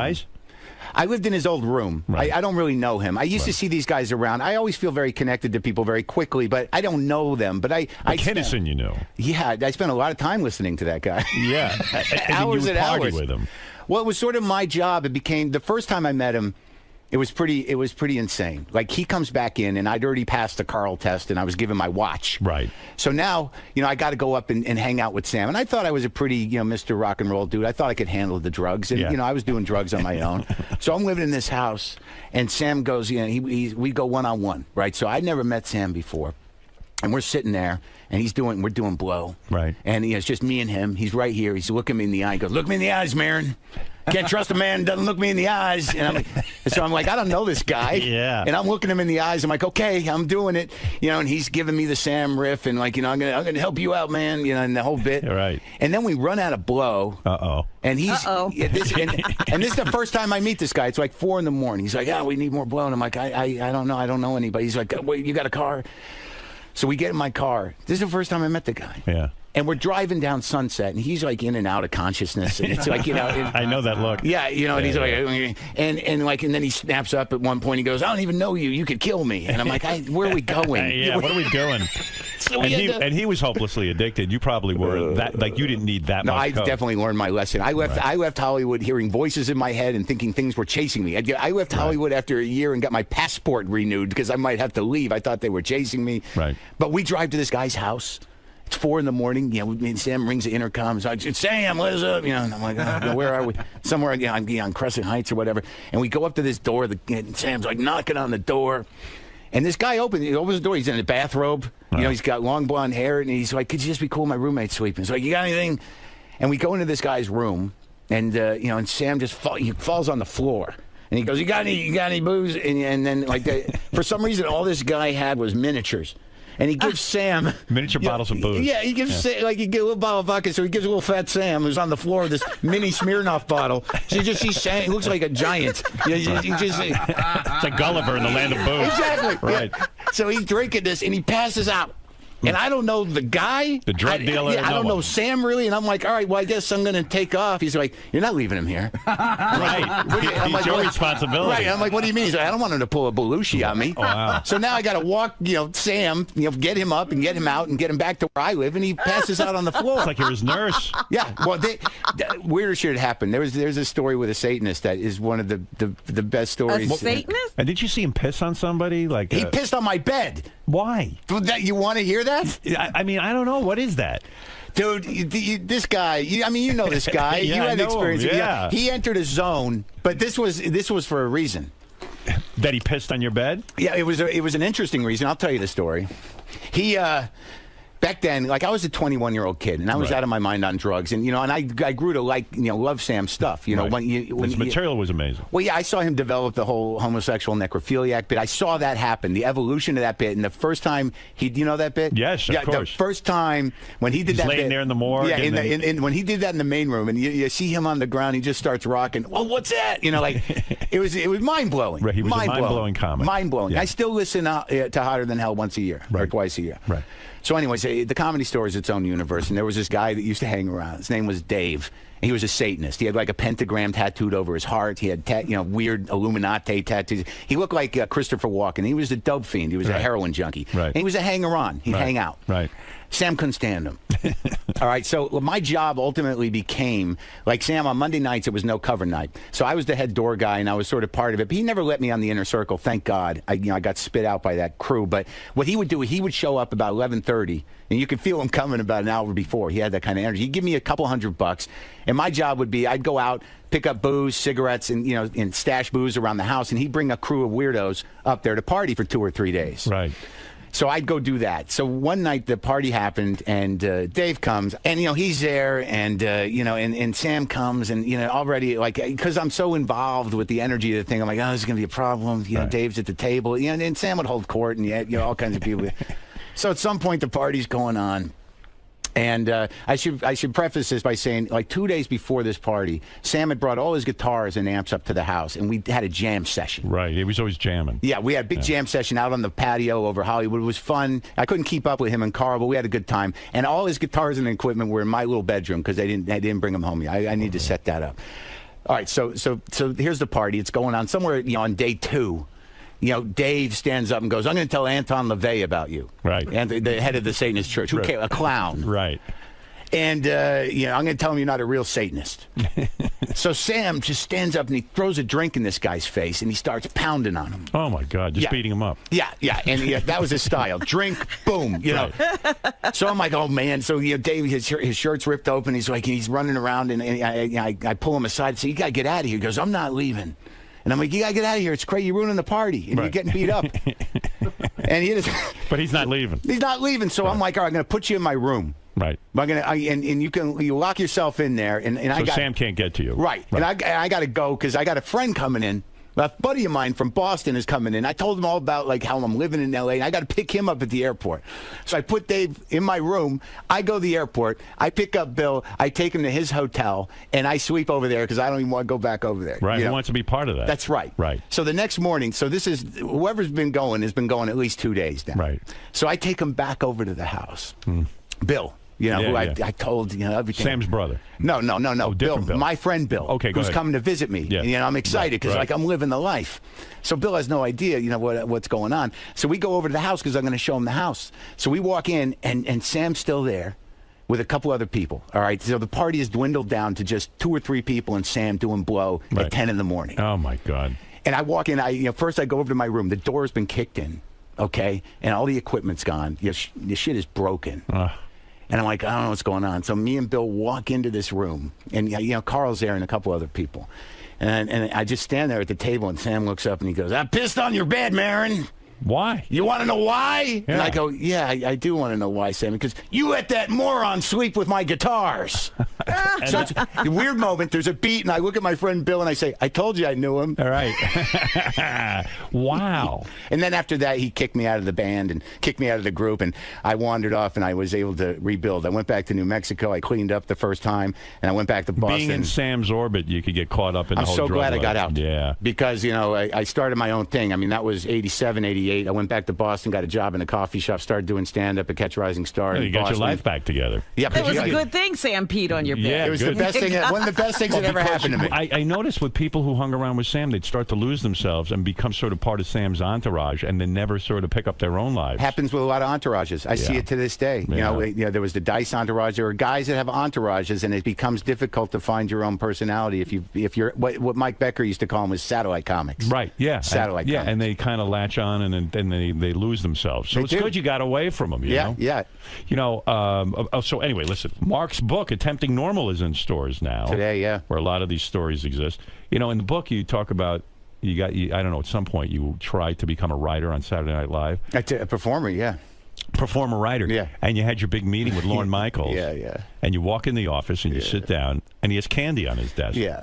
And you swear that you think you didn't get that Saturday Night Live job because you ate the candy off his desk. Well, I was a little high. You showed up high for the meeting with Lauren? A little bit, just a little pot. Why would you do that? Wasn't that a big deal to you to make it onto Saturday Night Live? It was. And yet just show up high because you got to have your wits about you to talk to Lauren, no? Yeah, but I also I believed in I romanticized the mythology of Saturday Night Live. I thought I should just have a little bit. I wasn't wasted.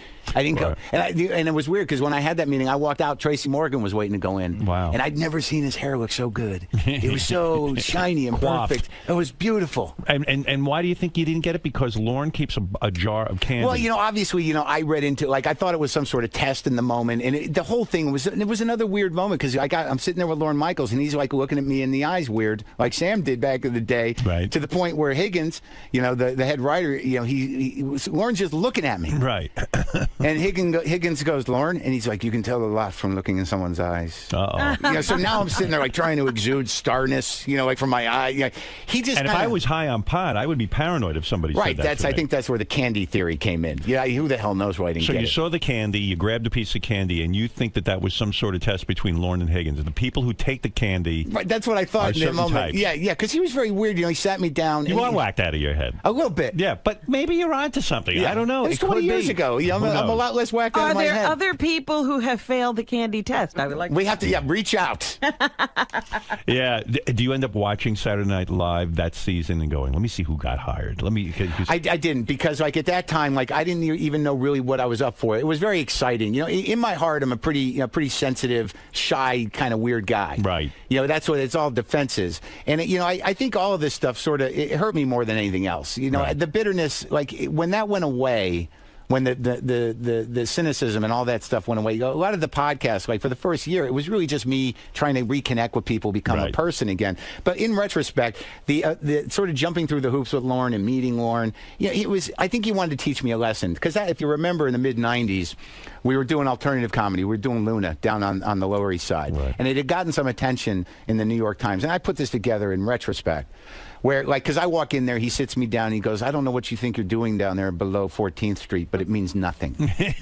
So, I think... And he was probably right. Yeah, probably. I mean, some good people came out of that, but, and it helped me a lot. But on a business level, maybe. Right. And then he says comedians are like monkeys. Oh, really? Yeah, people go to the zoo, they like the bear because it's intense and the lion is scary, but the monkey makes everybody laugh. And in that moment, I chose to go, as long as they're not throwing shit at you. Yeah. And that didn't go over. Right. Yeah, so there was these moments of missed beats, and I kept looking at those Jolly Ranchers, and finally I took a Jolly Rancher, and I put it in my mouth, and I swear in my memory, Higgins and Lauren looked at each other like, that's it. He's out. He took the Jolly Rancher. Yeah, took the Jolly, that's it. It's over. He didn't pass the test. I heard I was brought in later, some guy, a writer guy who had written an article on alternative comedy said, I heard that they were just using you to get Norm to re-up. Oh, really? It was a political thing. It was like a threat thing. And I'd never even thought of show business being political. What is alternative comedy? Is it like political comedy? No, alternative comedy at the time, I think there was a group of us that, I'm a mainstream comic in the way that I came up in the club system. I did my time at the store, I did my time on the road, but they started a venue downtown where you could do whatever the hell you wanted. There was no one was really paying. There was no drinks that had to be sold, and you were sort of encouraged to sort of, indulge yourself. Right. And, that's how I used it as a workshop. But it also, that whole scene sort of gave birth to the whole comic produced show and a whole generation of comics that didn't have to abide by the club system. So Are you a comedy snob? I've heard that. No. Let me ask you what I mean by that. I used to be. Guys who do prop comedy and, who use props on stage, and guys who do impressions and stuff. Yeah. Do you look at guys like that and go, they're not real comics? No, they're entertainers. Right. I mean, you got to separate the thing. There was a time in the 80s where, you had Bodax and you had hacks and you had prop comics, and there was this sort of, rebel spirit of fuck that guy. He's, hackneyed is hackneyed, and, you don't really want to deal with that. And, but prop comics, it was sort of sad. I went and saw Carrot Top Show. Right. at the Luxor. I was doing this cross country thing for something, and we stopped there, and I kind of went in with this camera crew and interviewed him, and he's not a happy guy.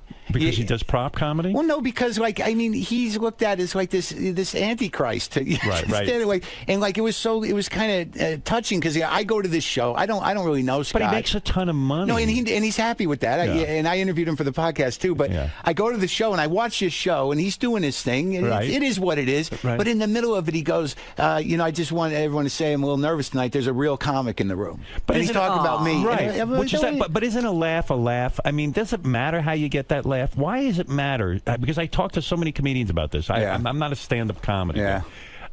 Why does it matter if you can make a room laugh? Yeah. Why does it matter if you use a prop? I don't care. Some people do, though. I mean, what is a ventriloquist? Are they? That's a prop. Are they the lowest on the comedy? How many are left? I mean, there's 3 of them. That's the weird thing. It's like I hate ventriloquists. Which of the 2? How can you hate them? There's 2 guys. They're extinct. Yeah, exactly. You know what? There's Dunham, and I don't even know who else. There's a woman in England that does ventriloquist. Did you ever try to go on one of these shows? Like at the time they had the most talented Star Search or most talented comic? No. I don't. And I was never cut out for that shit. Right, you know, it's not your thing. No, I don't like competing for that. It's competitive enough. What I got to go figure out how to do 4 minutes to let B-level people tell me I'm no good. In other words, you have integrity. I don't say that I have integrity. I just don't know how else to do it, Howard. I mean, I'm going to do it the way I'm going to do it. I respect that. I do. No adapting. I feel you have integrity. Thank you. I do. I appreciate that. Mark Maron. Look at this guy. He's on fire now. Fire. He doesn't have to be jealous anymore of Jon Stewart. He doesn't have to be jealous anymore. Could you guys just hold back your success so that Mark can get along in life? I feel this is the year of Mark Maron. Oh, God, I hope you're right. I'm 49 years old. It's got to be. It's got to be your year. It's your time. It's your time. This is it. Did you ever date another comedian? Did you ever go out with a female comic? Well, my second wife was a comic. Oh, she was? Yeah, she was a model, and then she turned into a comic. No kidding. Yeah. You can do model that? comic. You're allowed to do that? She doesn't do it anymore. She wrote a book a while back about her life growing up with a father. She's a writer, but she stopped doing it. I think that I had sort of a Machiavellian cock. When she left me, I made sure to strategically fuck anybody that would make her uncomfortable coming back into comedy. I mean, I'm that narcissistic. I fucked her out of the business, but look, she's doing fine. She's just doing okay. She's doing good. She's doing good. Oh my God, what a tortured life. Yeah, I'm all right. You're all right. Mark's book, Did you ever go on medication? Did you ever try to calm your anger by medicating yourself? I think that in the big, I've decided that my problem is really anxiety, that I get worked up, and the anger's a little better. I was on Prozac for a while, for like 6 months, but it was years ago. No. It was weird because they used to market it as like it give you a new personality, right? But the old one's still locked inside. Yes. So you feel like you're in this, like, let me out. You feel like you're in a prison. You do. It's like you feel like your personality's become a phantom limb. You're like, there used to be something here. And as a comic, you need to be in touch with your inner person. I only did it for a few months. I don't do anything. I don't do any medicine. I eat these nicotine lozenges constantly, and I drink a lot of coffee. You don't smoke anymore. You don't smoke. Not in 10 years, 11 years.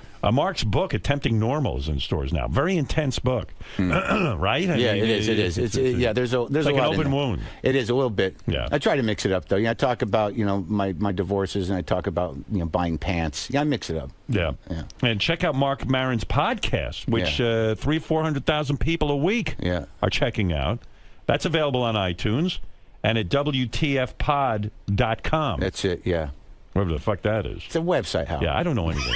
I don't know from podcasts. Yeah, come on. Corolla says his is the #1 podcast. Is that right? Yeah. Well, no. I mean, we're all in the top 10 a lot, but it's like between me and Rogan and Corolla and Chris Hardwick and but usually in the big podcast picture, Ira Glass is #1. That's just Ira Glass. That's the NPR guy? Yeah. This American Life is usually the #1 podcast. But in comedy, there's about 5 or 6 that kind of stay up there and you move around. It's hard to figure out. So we have different charts like Billboard. So there's the comedy chart. Yeah, but then there's the all-around chart. Yeah, universe. The overall universe is Ira Glass's universe. All right, let's go to Curtis. Morning, everybody.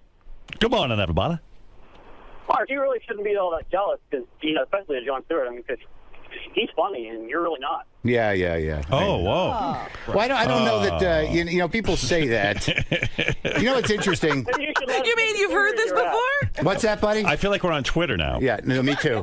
You should let John stick his finger in your ass. It'll help. Oh, really? All right, I'll ask him. You know, Curtis, it's funny. You called up and it says here, Mark is a great comic. I want to tell him about it.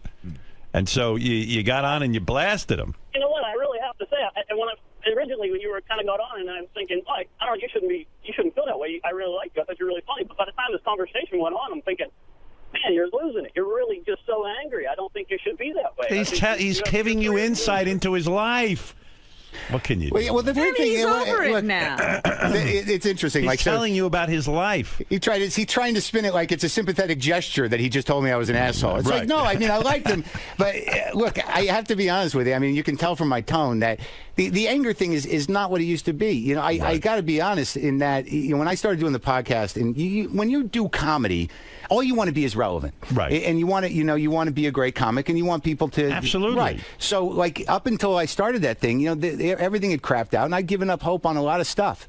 And when the podcast started to take off, like, for the first time in my life, I felt some real self-esteem. Like, you know, finally I did something. You felt good, and people were tuned into it. I am not angry as angry as I used to. And the jealousy, it took a lot to turn that ship around, man. I think it's very honest of you to talk about your jealousy of other comics. I find that refreshingly honest. Carter, you're on the air in New York.